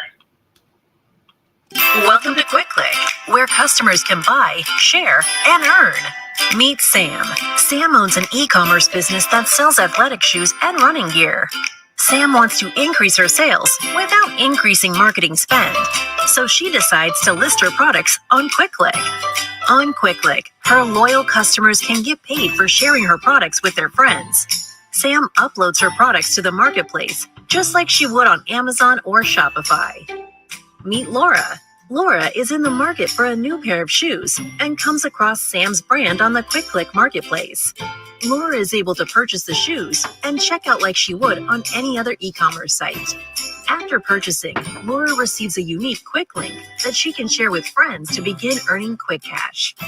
Her friend Jessica opens Laura's Quick link on her phone and purchases the pair of shoes.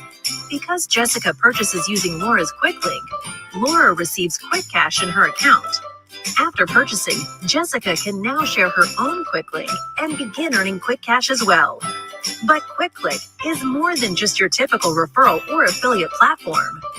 Quick Click rewards customers for sales they directly and indirectly influence. So, for every sale Jessica's new Quick link makes, Laura will earn additional quick cash as well, making the potential for earning exponential. Laura and Jessica can transfer their quick cash balance to their bank account at any time, or can even use quick cash to make additional purchases in the app. Meanwhile, Sam can just watch as the sales roll in. Best of all, she doesn't have to worry about costs, since she is only spending marketing dollars when actual purchases are made. Start buying, sharing, and earning today at quickclick.com. And for your free consultation, that's where you can go. Info at higherlearningnetwork.org. And I share that with you because it's not only an opportunity for you to make money, but to share with your family as well on how to make money online, because people are making fortunes online. I'm not one of them, but I do my share. And this is the two products that I have ordered from Quick Click. It's the cocoa that I've gotten for the Higher Learning Network Homeless Project, and I got this for me, the noni juice, because it helps with build your immune system, as well as it tastes good too. So all that information will be on my blog, ZeldaSpeaks.wordpress.com. I can't even say the word. ZeldaSpeaks at wordpress.com. Now, as we get back to Phoenix Rising with Lionel Abdul Haqq of Community Cultivations, before we went to the break, talking about man's inhumanity to man and the situation with Whoopi Goldberg. You want to take back up there, Lionel? Oh, did I open your mic up? There it is. Okay, Lionel, your mic is back open. And callers, we're going to get to you, 773-487. We're going to get to you next, so hold tight. Go ahead, Lionel. Again, the issue of man's inhumanity to man is, I think, a bigger issue, and it goes deeper in terms of solving the problem of racism if we focus on our humanity. Because the humanity doesn't speak to our external differences. Our humanity have us focus on what it is to be human. And I think that's where we're missing the mark. That's where we're being misled. Because the fundamental aspect of human is humble. Humility is the opposite of vanity. And vanity is the root of all evil. The idea of being vain is to be proud in the sense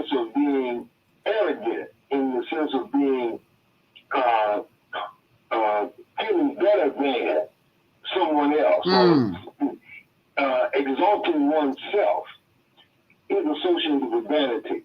And this is where the idea of race becomes a problem, because you're putting one race over another. First, you want to divide the human family into various races, and then you exalt one over another. You put them in competition with each other.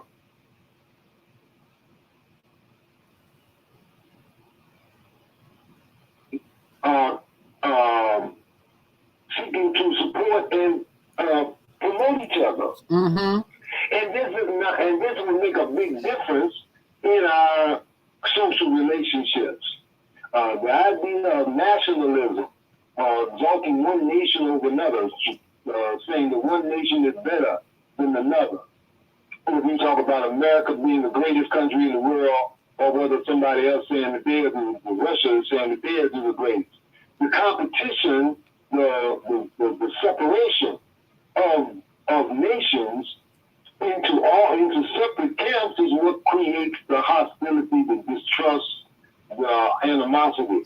If we can get our minds to wrap around and embrace the humanity, the human concept of all of us being human, not different races, but one human race, we could change this issue. We can make a big difference in terms of our the way we approach and the way we deal with the issues of man's inhumanity to man, because that would be a bigger crime. That would make it a crime that everybody would condemn. This is why the United Nations have a human rights platform. That we have the United Nations have a charter to protect and defend human rights. Human rights. So regardless of where it is, if human rights are being violated, the rest of the world has a responsibility to address it.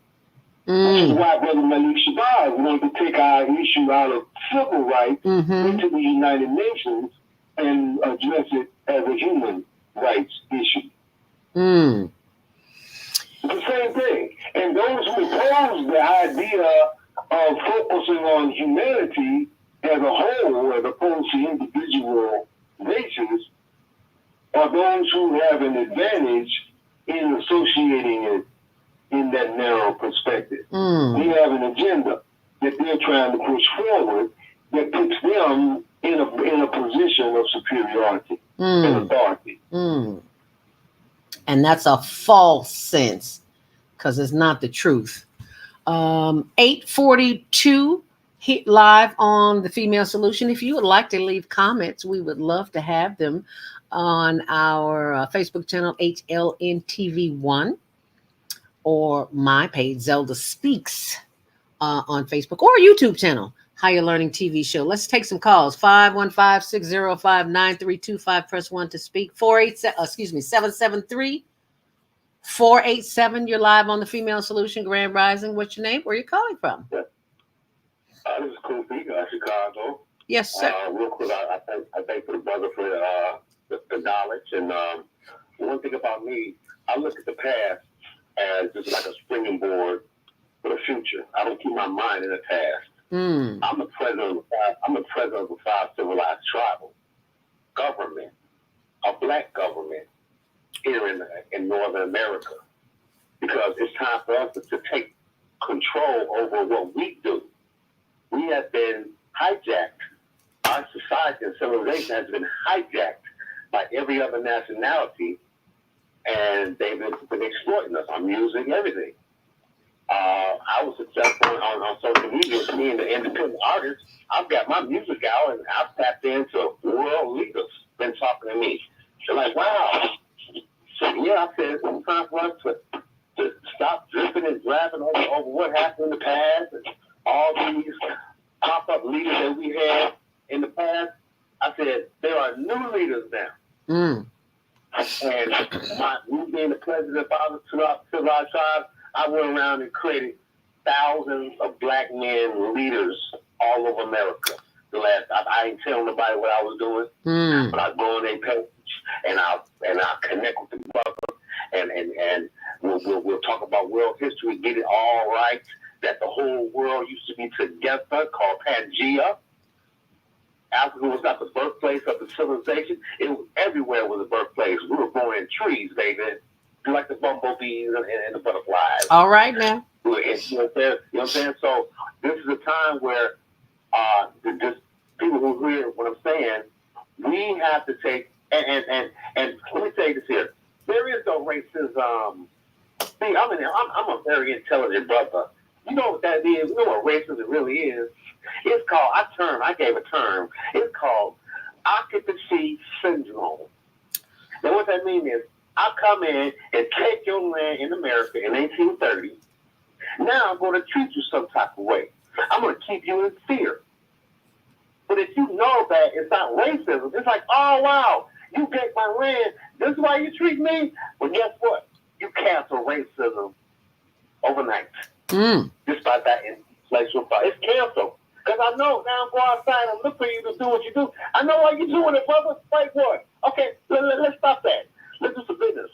Let's stop all that. We know it ain't race no more. You got our land, and you got to come out here, and you got a psychotic behavior syndrome that thinking, well, you took my land. I was like, let's get over it. So you're doing a wonderful job in helping the community, and we applaud you for doing that type of work because it needs to be done, and that is humanity at its best. And it's people like you and Brother Lionel Abdul Haqq who do the work to ensure that which we need, excuse me, that which we need to focus on is at the forefront of all the issues that we are having. Would you not agree, Lionel? I do, yeah. It's important for us to get the focus on humanity. Mm-hmm. I think if we can separate stop separating each other, we can work out these problems a lot better. Yes, we could, and it only takes a conscious effort to do just that. Once we make up in our minds that we're no longer going to be who they say we are and do the things that they say that we do, when we know not all of us are just that. So the issue, go ahead, Lionel. It's a process of really being sincere enough to want to rise above where you are to a better place. And if we, and understanding that there are those who are benefiting from the status quo, and so their resistance and their defiance to change is based upon the fact that they have been getting an unfair advantage as a result of the status quo. So, everybody's not going to want to agree or to make a change because they are already benefiting from the circumstances that exist right now. But the broader picture, the bigger picture, the picture in terms of what's going to make the best result for the vast majority of the people is the idea that takes us out of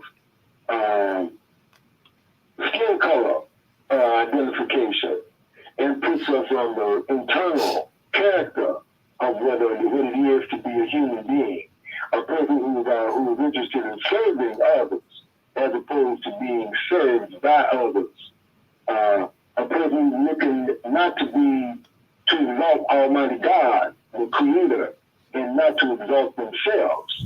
That's the key to realizing our full potential and bringing us together as a human society. Amen. Say that. If you are enjoying the show and you want to comment before we're off the air in like 8 minutes, we'd love to have your comments, 515-605-9325, or you can post your comments on our social media pages, YouTube, a Higher Learning TV show, or Facebook, HLN TV1. And on Instagram, we are hln.homeless.project. So be sure and check us out there. Lionel, it is crucial that we continue this process of rising, so to speak. And sometimes that rising to the occasion, just like that incident with Whoopi, is it's a little painful. You have to go through some things. That's why, remember I told you about that book about the melanin empath. That's why it's important that you understand who you are and whose you are, where you come from, and what your genetic makeup arms you with, for lack of a better word, because it's just like man has done everything they possibly can to crush our spirit, and you can't crush the spirit of a melanin empath. You can't. You can beat them down, and they may feel bad for a little while, but eventually Dr. Maya Angelou says, and then I rise, because that's who I am and that's what I do. Go ahead, Lionel. Yeah, I mean, it's, there's nothing that can suppress the human spirit. And the human spirit is like water. It will find a way out of any containment eventually. And that's the reality of who we are. The value of morality, the value of a consciousness, the value of a consciousness that wants to do the right thing. That is not just interested in doing what is best for me as an individual, but what's best in the context of divine vision of what is right, what is best, what is the moral thing to do, what is the morally right thing to do in accordance with the will and the principle of divine. And to separate ourselves from the focus on the divine being not us, but something that is being cultivated in us. Is where we've gotten separated. We are evolving. We are growing into the sons of the divine. S-U-N. We are to reflect the light of the divine as in the sense of being children, in the sense children of the Most High, in the sense that we submit to be guided, to be inspired and influenced by this universal reality we call God. And in doing so, we reflect that wisdom to each other. We reflect that guidance to each other. We understand the relationship between the movement of the planets and the elements of earth, water, air, and fire in the processes of life. In the processes of moving life from infancy to maturity. And it is that wisdom that built the pyramids. It is that wisdom that enables people to see into the future and to prepare for the death and the resurrection. Well said. Well said. 8:52 here on The Female Solution with Lionel Abdul, Haqq of Community Cultivation, joining me, my co-host today. Black History Month special, but we rise. That's what we do. We get up. What? Gospels? I'm supposed to know this, right? We fall down. We get up. Donnie McClurkin. I'm sipping my tongue. Yeah, you can knock us down, but we coming back, and coming back with a vengeance. Strong. Armed with the word. Because we have the knowledge, because we are seeking the consciousness. I'm sure you've heard the quote, Lionel, when the student is ready, the teacher will appear. Yes, I have. Thank you for being my teacher. All praise be to the Most High.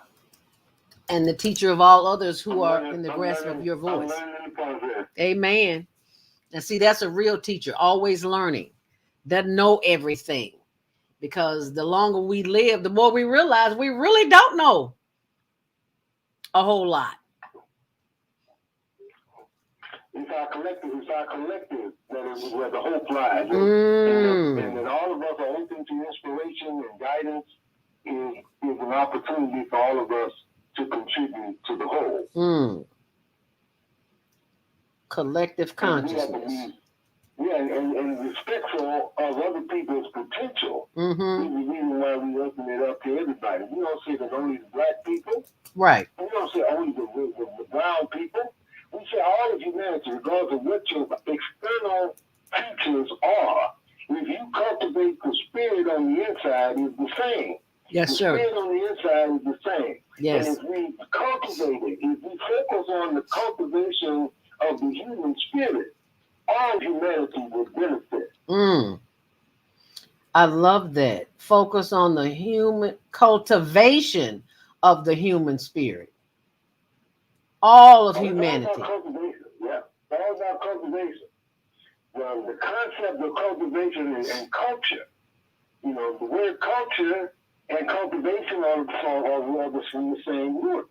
And understanding the process of cultivation of what is going to produce the food, the energy, the nourishment for the next generation requires all of us to be concerned about making sure that the rest of the generation, the next generation, has something to feed on, and that we feed them the best, and that we feed them that which will not divide them and make them hate each other, but feed them that which will make them appreciate each other and cultivate to bring the best out of each other. Not to bring the best out of me only, but to bring the best out of all of us, so that we can all reflect the great wisdom of our Creator. Amen. Each other. Amen. Because we all need it. There's no one over the other. And we need what you can. I need what you got. Yes. I need what Allah can bring out of you. It can come out of me. You're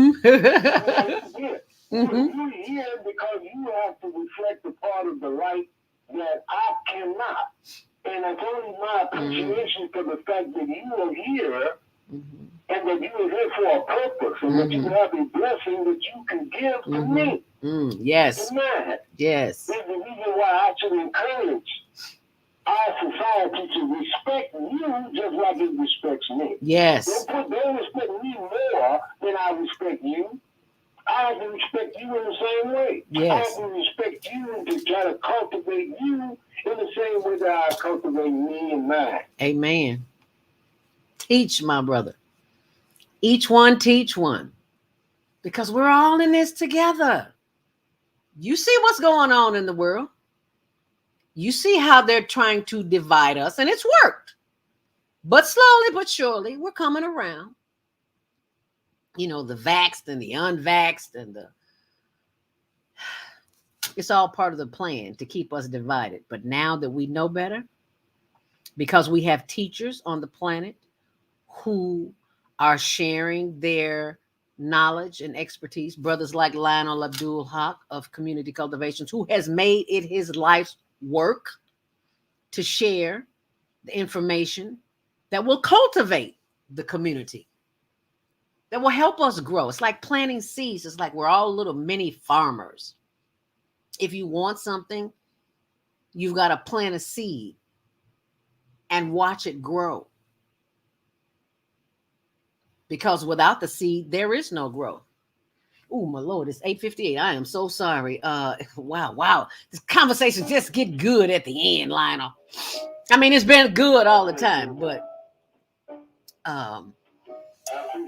oh, Lord have mercy. No, you don't appreciate it as much as we appreciate it because, like I said, you bring a special perspective. So if you would like to leave us with some words of wisdom, we'd greatly appreciate it. Let us keep the faith, keep our connection with our Creator. Understand that we have to work as well as pray. We can't just talk. Amen. We got to keep our connection in terms of humble the reason why you pray for the Creator is to keep humble yourself. Amen. And so don't get to the point where you think you got something that came from you only. You have to be humble, and humility is the key to rising. The reason why Still I Rise resonates so much is because we keep focused on our Creator, who will constantly bring us through any difficulty. Amen. Focus on the Creator and not on the craziness that's out here. That's Brother Lionel Abdul Haqq of Community Cultivations. Thank you so very, very much, Lionel. We greatly appreciate you. We look forward to having you back the first Monday of every month here on The Female Solution. Would you like to leave some contact information for our viewers who may want to chat with you? 773-642-1453. Like to keep it simple and direct. All right now. Give me a call. 773-642-1453. Thank you so much, Lionel. Grand Rising, Phoenix Rising, Lionel Abdul Haqq of Community Cultivations. And that's our ending going on, but we're going to play it a little bit later as we bring our sister of the microphone in, and that would be our very own Naima Latif. Thank you so much, my sister, for joining us here this morning on The Female Solution on the after show. Yay! It's the after show with Naima Latif. It is officially 9 a.m. Press 1 right now on the switchboard if you want to speak. On the keyboard if you want to speak, because Blog Talk cuts it off at 9 o'clock. But if your hand is up, we can see it. So we're going to continue with the after show with the executive producer of The Female Solution, and that would be Naima Latif. I always say that because Tony says Naima. Dun, dun, dun, dun, dun. I love it when he comes on and says that. Wow, so what you think of the show today? Fantastic show, and so many things that needed to be addressed as we evolve as a human family. And of course, as Lionel Abdul Haqq was speaking about, the fact that we need to evolve from this divisive use of the idea of separate races into an understanding that we're all a part of the human race. And these little differences of shade of skin and hair texture and a little bit of difference in the shape of your nose and lips and the color of your eyes, all of those things really don't matter. And it's time for us to grow up and time for us to grow out of that thinking. We're a part of the space age in a sense of we're understanding now that we have telescopes and we have technology that can see beyond our borders of sky and earth. We have to grow up because there is a world of life beyond earth. And we're not ready to even meet our galactic brothers and sisters because we're still fighting each other over little differences that don't matter. You are not a body. You have a body. You are the eternal soul inside the body. And there are many, many, many, many different expressions of life inside of bodies, not just on this earth, but all throughout the universe. So how are we as a human species going to be ready to meet people who actually are different so-called races, people who look totally different than this humanoid form? How are we going to be ready to even meet them? And we can't get beyond the shade of brown or pink of your skin and how I'm willing to be mean to you because of that. It's so infantile, the way we have allowed our thinking to be manipulated and the way we have continued to see each other as enemies over physical differences that really don't matter because each generation can change the way you look. If your whole idea of your identity is based on you having brown skin, and then you marry somebody who has pink skin, and then you have children and they all have different shades of from dark brown to light pink, well, who are really your children? Well, they all are, because who they are is the soul within, not the physical body they're wearing. This is just a suit of clothes. And when you transition out of it, it's like you're taking it off and you give it back to the earth that gave it to you. So who are you then? Who are all of those people who've transitioned out of this world? Are they white or are they black? They are neither. Mm-hmm. They are spirit, and that's who we all are. So it's time for us to evolve to that understanding so that we can once and for all eliminate racism.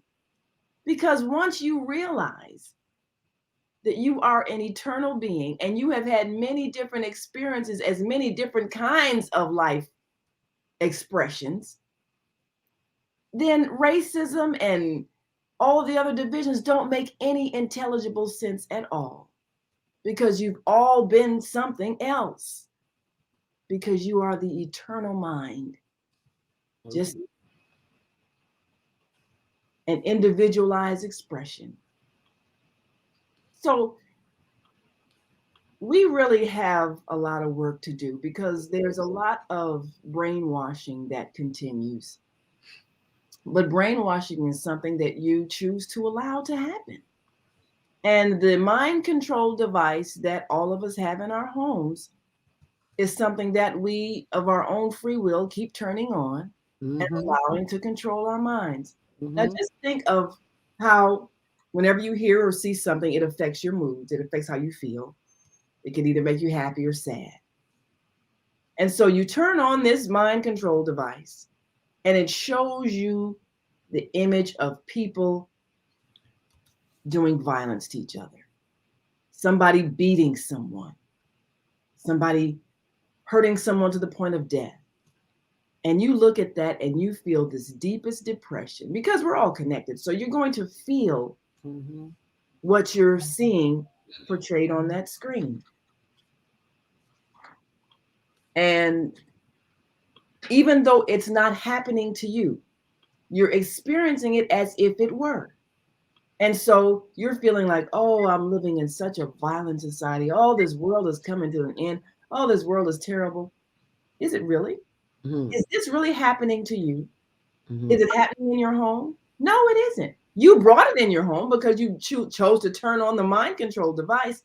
But now that mind control device has affected your state of well-being and made you feel like you're experiencing violence and depressed you, took away your joy, and you allowed this of your own free will, when you could have chosen not to turn on the mind control device and instead turn on some happy music and danced around. You could have been saying, oh, this is a wonderful world. It's full of joy and music. I'm so happy. You could have chosen to do that.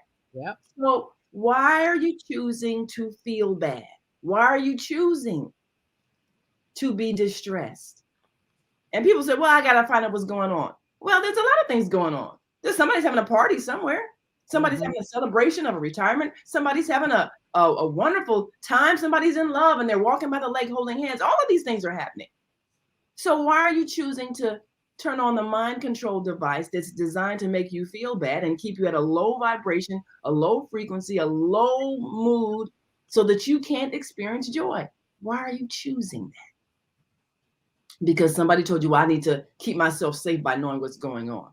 Well, is watching other people suffering keeping you safe? No, it's making you sad. And when you're sad, you're actually damaging your immune system. That system that's designed to regenerate the cells in your body and keep you vibrant and alive and full of energy. You're damaging that by watching the mind control device that you willingly turn on. And pay for. Why? So that's the first step. And spiritually in tune people are understanding that they can control their own thoughts if they simply turn off the mind control device and stop allowing it to keep them in a state of depression. And they're not any less safe. Learning about the carjacking that happened across town isn't going to keep you from getting carjacked. Mm-mm. Being aware of your surroundings and being in tune with the vibrations of your surroundings is what keeps you safe, because you will feel when something is not safe and you will choose to remove yourself from that place. And so you can do that without listening to everybody else's distress and trauma. You can do that. You have to know that you don't have to turn on that mind control device in order to keep yourself safe. So, you know, Zelda, as I was listening to Lionel, Abdul, Haqq, and Kufi, and, you know, the conversations about the things that we've been manipulated to keep focusing on. The thing is, we have to, as a human family, grow to a greater understanding of existence. Now, for a little over a year now, I've been part of a spiritual community. Love these people, wonderful people. These are people who, many of them are channelers, meaning, you know, they communicate telepathically with others, you know, some who are existing on other dimensions. And, you know, all of us, you know, we were aware of the teachings of people like Dolores Cannon, who, you know, past life regression therapists and all of that. And many have YouTube channels, and, you know, some are featured on the on-air network of the radio TV guide of the we call Voices of Enlightenment, people who are teaching from a higher spiritual perspective, people who understand things like multidimensional reality, understanding that we have had many, many, many lives. And so therefore you are not the body that you're in. This is just a temporary experience you're having. You've been everything on the planet. So how can you hate anybody? You've been that at one point in your soul's journey. So being a part of this community is such a relief, because everyone sees each other as the soul that they are and not whatever body they're wearing. So we can share our life experiences and really feel joy in knowing that we're actually living a different reality than everybody else. And it's difficult when you're at that point in your understanding to try to bring that understanding to people who are still choosing to be controlled by the mind control device. As long as you're controlled by that device, you cannot raise your consciousness to a level of comprehension of reality, because that device keeps you in a state of fear. So I was reading a post by one of the members of the community, and she was saying that she and her husband had just bought a piece of land, and I think she is currently, you know, living in a body that is of Spanish descent. But she was saying that she understood why she was drawn to buy this piece of land. It's in the Lakota area in Dakota, because in another incarnation she was a Lakota woman, and so she said that's why she feels like this is so much like home, because she's understanding that, you know, in another life she was, you know, a part of this Native American community. So when you see yourself as, oh, I used to be a European man who did this, or I used to be a Native American woman who did this, or I used to be an Eskimo who did that, oh, I used to, you know, be someone living in Japan who was a farmer. I mean, if you know that you've had these different life experiences, then you see life is just many different experiences, as opposed to, oh, I'm this kind of person and I hate these people, these are my enemy. You don't even see yourself as the body you're wearing. You see this as a temporary experience that you're having among these kinds of people. So there's just no prejudice in you at all, because you understand we're all one. We're all part of the one energy of creation. And so, you know, when I look at what was done to Whoopi, you know, and I'm wondering, why are they choosing not to understand what she meant? They don't want to understand. She was speaking of the greater principle that we were seeing, man's inhumanity to man, which has happened everywhere on the planet. People divide themselves into groups and then they do horrible things to each other. So the excuse of the Nazis was, well, these are Jewish people and these people historically have hurt us, and so they deserve to be exterminated, and this whole master race thing that Hitler created as an excuse for people to be cruel to other people. So I understand what Whoopi was saying, in terms of it when she said it wasn't about race, I guess in terms of it wasn't about skin color, even though it was, they abused everybody. The Nazi idea was about exterminating people who didn't look a specific way, blonde hair, blue eyes, and the whole Aryan master race thing. But the expression of what would be said was that it's the spiritual problem that you have, that you will willingly murder a group of people. It's the inhumanity of your soul that would make you do that. And that's the problem that we need to address. So I understood that, but then when people start focusing on things and, well, we're going to punish you for saying something that we don't like how you said it, it says more about those people. What's inside of you that you couldn't understand what she meant? What's inside of you that the first thing you want to do is say, you're saying something about our people that we don't like, and you're trying to say this wasn't about us, and you're not respecting what happened to the Jews? No. Instead of having a conversation and understanding what she was trying to express in terms of a higher spiritual perspective of why that kind of atrocity happened. They chose to act like they didn't understand what she was saying, which says something about those people. The ones who made that decision to suspend her. They're choosing to see small and choosing to keep people divided, as opposed to rising to the higher principle of humanity, which is a unifying principle. Say that. Unifying principle. So, in this community that I'm a part of, one of the women is a channeler, meaning she can communicate with people who have transitioned. And she started out communicating with some family members. And then she thought, well, this is an interesting discovery that we really are connected in a way where you can tune into someone's mind, even though they have left the body, and you can have a conversation with them. And so she started thinking, I wonder if I could tune into somebody that's like, a notorious figure in history and find out more about what happened. So she had the idea, I'm going to see if I can contact Adolf Hitler. And we know that name just sends chills up everyone's spine. And so when she was able to contact him in spirit, he was explaining that, when you leave this realm, you see and feel what you did to people. You see it from their perspective. You feel what you made them feel. And for him, it was just really a horrifying experience, because he had to experience all the pain that he had caused. And so, but then on the other side, there is no punishment. And this is what's hard for people to get. There is no punishment, because you understand, you're able to see why you made the errors that you made. There's only love, there's only forgiveness, but your soul has to heal.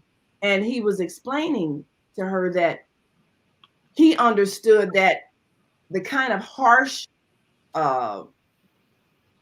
culture, the meanness of his life, his father's life, and his father before him, you're not allowed to show any love or any emotion. You're given punishment, and there's no love. And so what he became was the ultimate expression of what happens when there's no love. You can just be cruel and kill people, because inside of you, there is no love. You have not been given love. You've been given hate. You've been given fear. You've been given condemnation. And so that's all you know. And so you think you're going to feel better if you're crueler to someone else than how you were treated. Mm-hmm. And so he realized it's a sickness of the soul. And so now he's been given a job on the other side to help souls who've done atrocities like he did, to help them heal, to help them understand how they got to that point of self-hatred where they ended up expressing hatred to others and cruelty to others. So he works with the souls that, you know, they come over there and they may have been murderers, rapists, killers, serial killers, you know, people who just did horrible things so that they could understand how they got to that point and they could begin the healing process. So, you know, when I was, you know, reading this woman's account of what she discovered, and I said, oh, I would love you to come on our radio show and explain what you discovered so that people could really understand that, you know, people aren't over there just because you've done something horrible. You're not over there burning in hell, because God doesn't punish you. You learn why you evolved in a twisted way and how it hurt people. And your soul wants to make amends for that.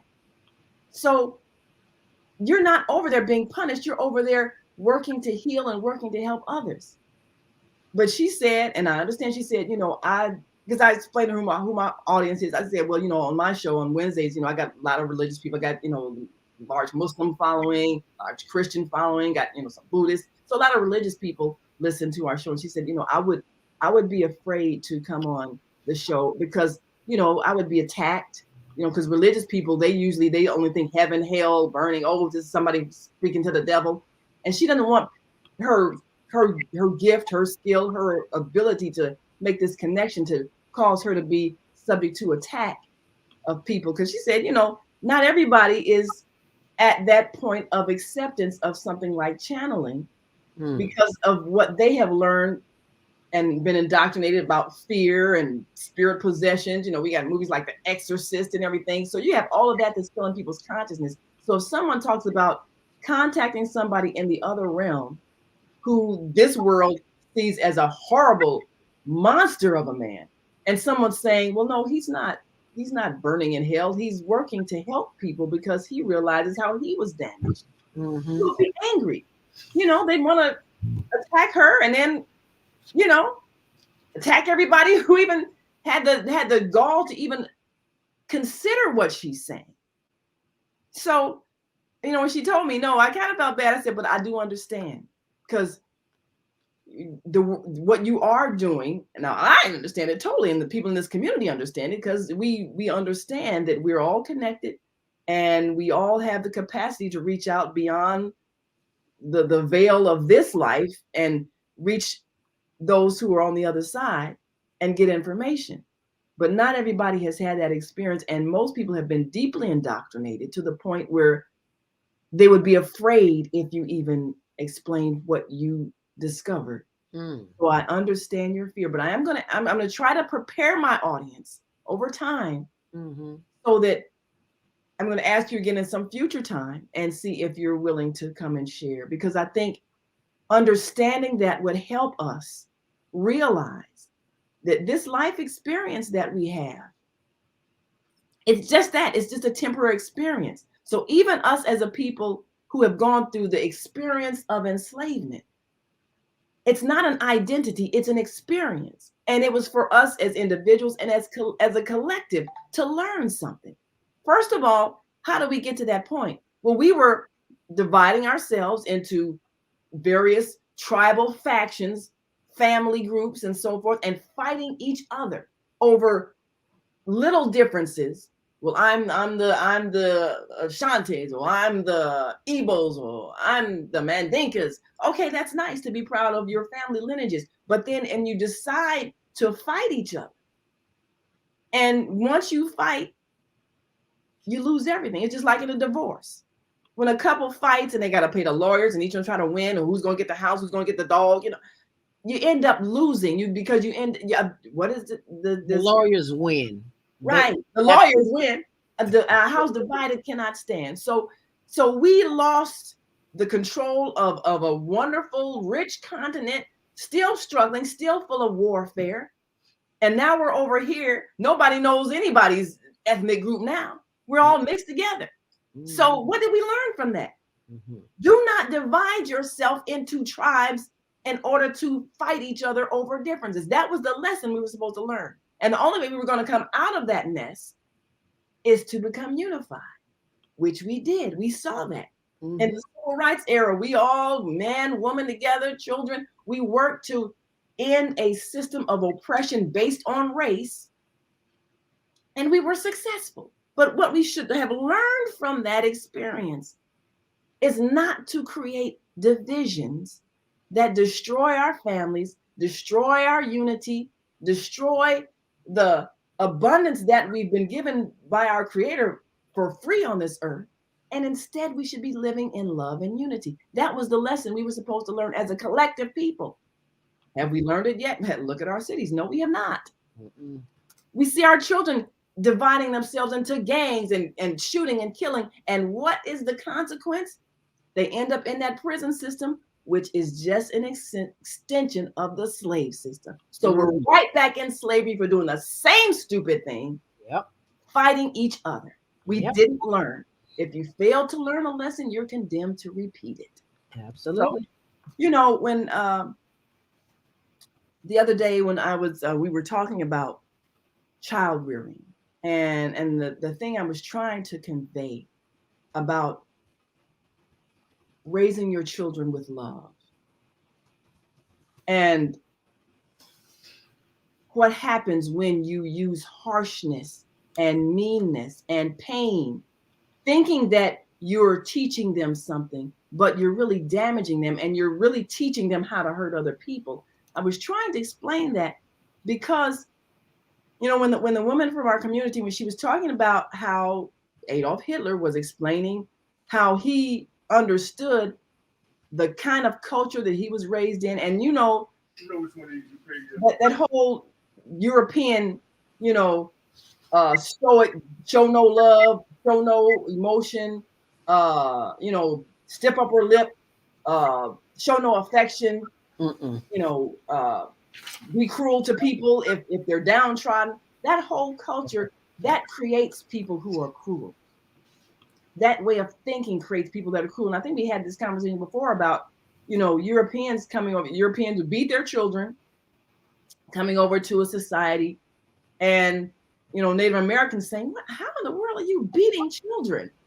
Because what you create in that child is hate. And what does a child raised with hate do? They look for somebody else they can give that hate to. That's what it really is. Some child has been abused by some people that they can't fight back, fight back your parents, but you can go and beat up the other little skinny, scared-looking child, and then you can feel powerful because in your house you're getting beat and you feel weak and powerless. So you go and find somebody else you can pick on so you can feel powerful. That's how that cycle starts. So that's why you don't raise your children with hate. And you might think it's love. Oh, I'm correcting them. No, you're showing hate. Love is when you teach so that they have wisdom, not fear that you're going to beat them if they make an error. That doesn't create a loving spirit. It creates someone who wants to then take that hate and that meanness and that hurt and inflict it on someone else. So now we have a being who has gone through the life experience in a culture that was hateful toward children and taught you how to abuse others, and then evolved into somebody who was so horrific and targeting a group of people to bully, to abuse, and to murder. And on the other side, they say, I understand how that kind of personality develops. Then that should teach us something. Yep, it should. So we have to choose to evolve to a higher level of understanding of existence. You're not the body you're living in. You are the eternal spirit, the God mind, living inside a body and having this temporary experience so that you can see the world through these eyes. I have chosen to have the experience of being a female from the African lineage of people who have gone through a very traumatic experience. Still going through it. And still going through it. And my role, my assignment, my job that I agreed to take on is to help in the healing. And, well, I'm doing my job best I can. The book that we wrote, Slavery, the African American Psychic Trauma, deals with the unhealed trauma of that experience so that people can understand the mistakes that we made as people on a very rich continent, but choosing to be divided. We created this condition by putting ourselves in a weakened condition so that other people, also coming from a culture where they learn to abuse, were able to find some divided people and take advantage of the division and buy off the prisoners of war and use them to build up another nation of people that they came and brutalized and killed. So you have what Whoopi was saying, man's inhumanity to man. Yes, ma'am. All of us are guilty of this. All of us have done this to each other. All of us are experiencing the consequences of it. So if we can learn to not be inhumane, starting with how we raise our children, give them guidance, teach them with love. Do not cause them pain because they're learning and making mistakes. Give them wisdom. If we can learn how to do that, then we will see the world transformed because we will stop abusing each other and instilling hatred and fear. We have the power to change this world. We say this all the time. We have the power. So this is what Whoopi was expressing.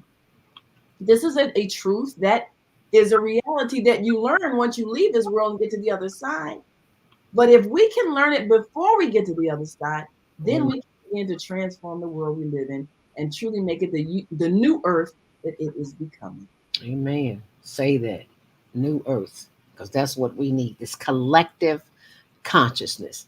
And I'm so glad to be a part of this collective consciousness. And can you tell us what we can expect? Well, we know tomorrow we'll have Jody Susan of Susan Essentials. Oh, but we have some comments here too. Deborah Smith, our third Saturday. What's her Saturday? The second Saturday. Deborah says, I will not attack her. Maybe we can do a private show among us and record for later. That's a good idea, Deborah. Thank you so much. Yeah, think about that. Yeah. So that's something that maybe we can work on. I thought about calling the producers of The View and do a sit down conversation. The conversation you just had. Maybe we'll send them a clip of the show and then we'll have the conversation. Yeah, let's do that. Let's do that. We'll have that conversation. So this conversation has come to a close, but be sure and tune in tomorrow for Jody Susan's self-care. You know, that's a tongue twister. Wednesday, what can we expect?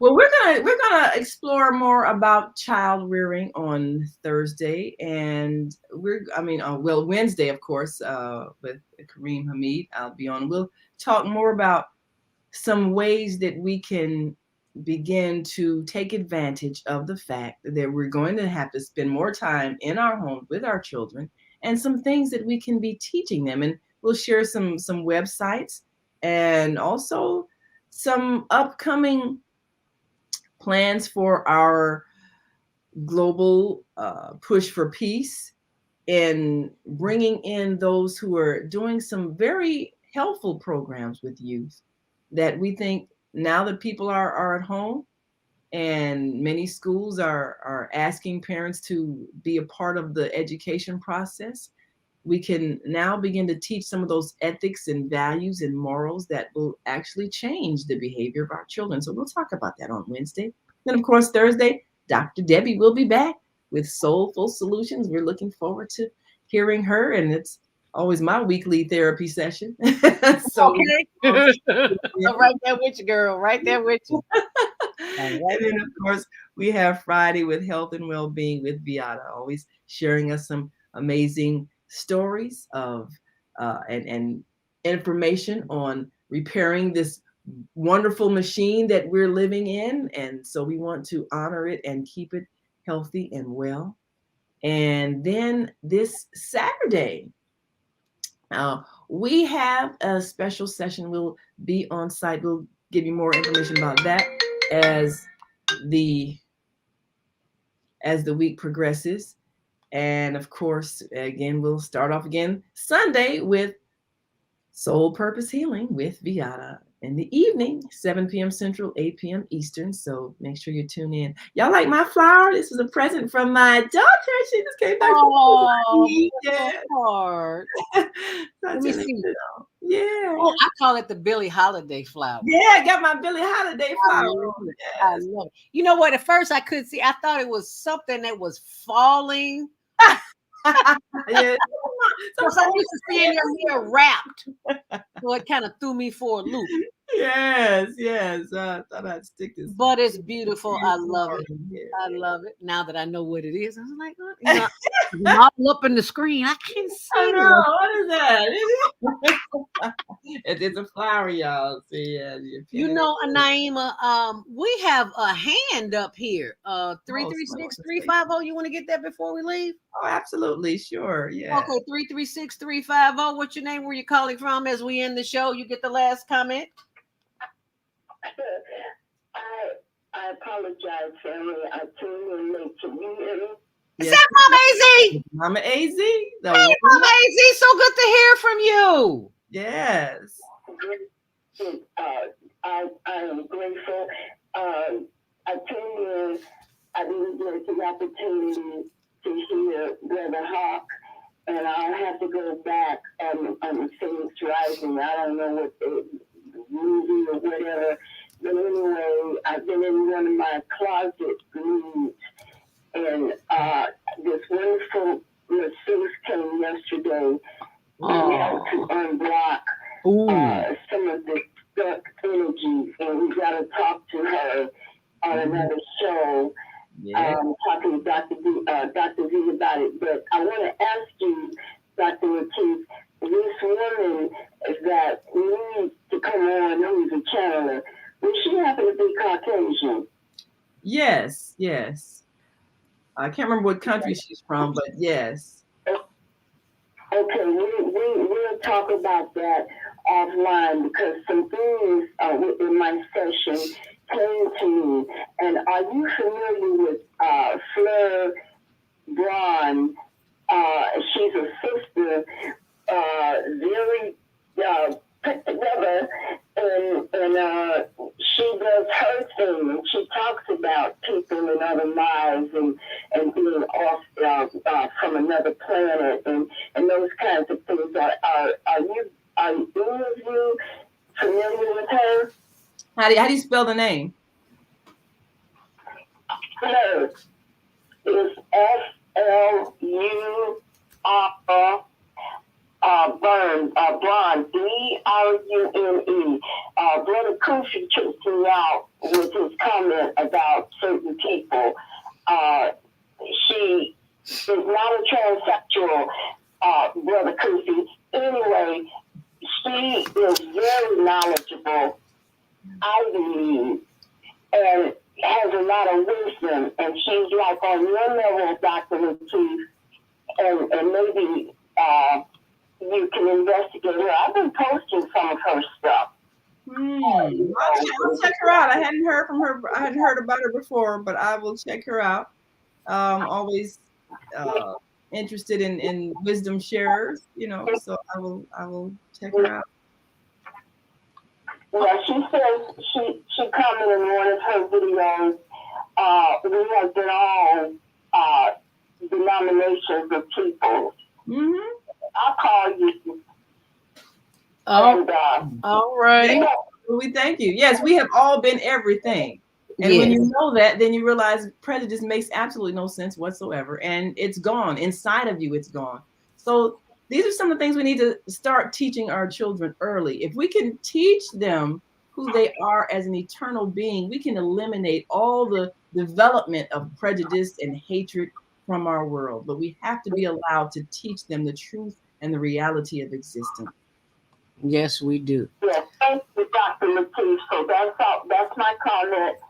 I'll go back. Send me so I can hear what Brother Haqq had to say about the Phoenix Rising. I don't know When you hear it, you'll understand. You'll get it. So Yes, ma'am. yes, Okay. I appreciate being in this life. I appreciate my mom for allowing me not to be aborted, and I give thanks to her for allowing me to be a part of your world. All of you that's listening, I appreciate it. Thank you. Thank you, Mama AZ. We appreciate you too as well. Continued health and healing to you, my Queen Mother. Yes, absolutely. All right. Thank you. Thank you so much. Shalom. Did you give out Saturday and Sunday? Yes, I did. Yes, I did. Alrighty. Well, that in words of Bugs Bunny, that's all, folks. But I want to leave you with the promo from the Female Solution. Yeah. The Female Solution Global Radio TV Show invites you to an invigorating conversation with our team of hosts Monday through Friday, 7 a.m. to 9 a.m. Central Time. Start your week with Monday Morning Mindfulness with ZeldaSpeaks. Tuesdays, Self-Care with Jody Susan. I got two of them here. I got the click up here, and they look just alike. Oh, here we go. Like, wait a minute. Okay, wait a minute. I got something to tell you. Don't walk away, baby. I know, Zelda. Keep your day job, girl. Don't do that. Don't do that. The Female Solution. Are you Global serious? Radio Let me TV get show rid of this. Invites you to an invigorating conversation with our team of hosts Monday through Friday, 7 a.m. to 9 a.m. Central Time. Start your week with Monday Morning Mindfulness. I have the wrong one in here, but I'm gonna get this. Here we go. I got it this time because I threw the other one out. That's how you do that. I'm going to share, and there she is. Last but not least, it is the weekly lineup of the Female Solution. And there you go. There we go. This is out and clear. All right, y'all take off now. Here we go. The Female Solution Global Radio TV Show invites you to an invigorating conversation with our team of hosts Monday through. The problem, Lord have mercy, y'all just don't want me to see this, do you? They don't want to see it. The Female Solution Global Radio TV Show invites you to an invigorating conversation with our team of hosts Monday through Friday, 7 a.m. to 9 a.m. Central Time. Start your week with Monday Morning Mindfulness with ZeldaSpeaks. Tuesdays, Self-Care with Jody Susan. Wednesdays, Repairing Broken Families with Naima Latif and co-host Kareem Hamid. Thursdays, Soulful Solutions with Dr. Debbie Green. And Fridays, Health and Wellbeing with Beata. Saturdays, tune in 12 noon to 2 p.m. Central Time. First Saturday, Success Strategies with Jana. Second Saturday, Wendy Williams Esquire on relationships. Third Saturday, Move Around with Deborah. And fourth Saturday, Wisdom with Mama D. Join us Sundays, 7 p.m. to 9 p.m. Central Time for Soul Purpose Healing with Beata. Call in and comment 515-605-9325. Press 1 to speak to the host and be a part of the solution. And just in case you miss it, you can always go back and see it. It's in the archives. I promise you, 24/7, because I realize that a lot of people are up getting ready in the morning, getting ready to go to work, and they just don't have the time to sit and listen, but they can listen while they are preparing for work. That's what I used to do. And that's one of the benefits. And then there's a lot of people working at home too. So and for those who are working at home and want to make some extra money, we got that available for you too. So I'm going to play this for you, not play it to you, play it for you before we leave here. Welcome to Quick Click, where customers can buy, share, and earn. Meet Sam. Okay. So welcome to Click Click. This is private, but it's available for you to watch. So I'm going to share this with you because, as I said, we use everything as a fundraiser for the Global Virtual Teen Talent Contest and our homeless project. These are the two products that I brought: the coffee, the tea, hot cocoa with a vanilla bean. Wow. It is so good, dark chocolate. And then the noni juice that helped me heal. Oh, wonderful. Broken bones. I was in a cast. They told me 6 to 8 weeks. I was off the cast for 4 weeks. So Wow. I've been using noni juice forever and a day, and I strongly invite others to use it as well, because it not only works well, but it tastes good. So you get ready to do your shopping and you want to get paid for it, then you might want to go to Quick Click and stop giving all your money to those places where you shop that don't share in the revenue. That's right. And here's some revenue for you right here. Welcome to Quick Click, where customers can buy, share, and earn. Meet Sam. Sam owns an e-commerce business that sells athletic shoes and running gear. Sam wants to increase her sales without increasing marketing spend, so she decides to list her products on Quick Click. On Quick Click, her loyal customers can get paid for sharing her products with their friends. Sam uploads her products to the marketplace, just like she would on Amazon or Shopify. Meet Laura. Laura is in the market for a new pair of shoes and comes across Sam's brand on the Quick Click marketplace. Laura is able to purchase the shoes and check out like she would on any other e-commerce site. After purchasing, Laura receives a unique Quick Link that she can share with friends to begin earning Quick Cash. Her friend Jessica opens Laura's Quick Link on her phone and purchases the pair of shoes. Because Jessica purchases using Laura's Quick Link, Laura receives Quick Cash in her account. After purchasing, Jessica can now share her own Quick Link and begin earning Quick Cash as well. But Quick Click is more than just your typical referral or affiliate platform. Quick Click rewards customers for sales they directly and indirectly influence. So, for every sale Jessica's new Quick Link makes, Laura will earn additional Quick Cash as well, making the potential for earning exponential. Laura and Jessica can transfer their Quick Cash balance to their bank account at any time, or can even use Quick Cash to make additional purchases in the app. Meanwhile, Sam can just watch as the sales roll in. Best of all, she doesn't have to worry about costs, since she is only spending marketing dollars when actual purchases are made. Start buying, sharing, and earning today at QuickClick.com. And that's all, folks. All right. Tired of giving your money away. Oh, I should say, you're not giving your money away. You're shopping. Yeah. But if you're tired of shopping and not getting income from it, that is the choice you want to make. Okay. Welcome to Quick Click, where customers can buy, share, and earn. Go back and see Meet Sam. Sam owns, because it doesn't want to disappear. And go back and see the African sister too talking about. Did you see that video this morning? It's all on my blog, ZeldaSpeaks.wordpress.com. You have got to see this. I was like, whoa, this is in the after show. But you do want to go to the blog, because I update it daily, sometimes 2 or 3 times a day. Just depends on what's going on. Yeah, that don't happen every day. Oh, be sure and join us. Set your alarm for Saturday, February 26th, 12 noon to 1 p.m. for the Global Virtual Teen Talent Contest. Can people still apply? Like a young person, can they still send in? They sure can. They can send in their 1-minute video clip, and it has to be a YouTube video clip so that we can upload it to the channel, because they sent us all kinds of MP4s, and it was like, nope, that ain't how you do it. You got to send a YouTube. So thank you for subscribing, and just reminding you the free registration is available for the virtual Global Teen Talent Contest last Saturday of every month, 12 until 1 p.m. You can email that demo video audition tape to hlntvshow@gmail.com. A chance to win $500 poetry. Are you poets? Y'all better come get this money.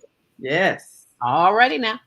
And on that note, over and out. Make it a great day. Shalom, namaste, hotep, peace, love, peace, and hair grease, and all that good stuff. Make it a great day. Thanks for watching and subscribing. Bye-bye now. Mwah.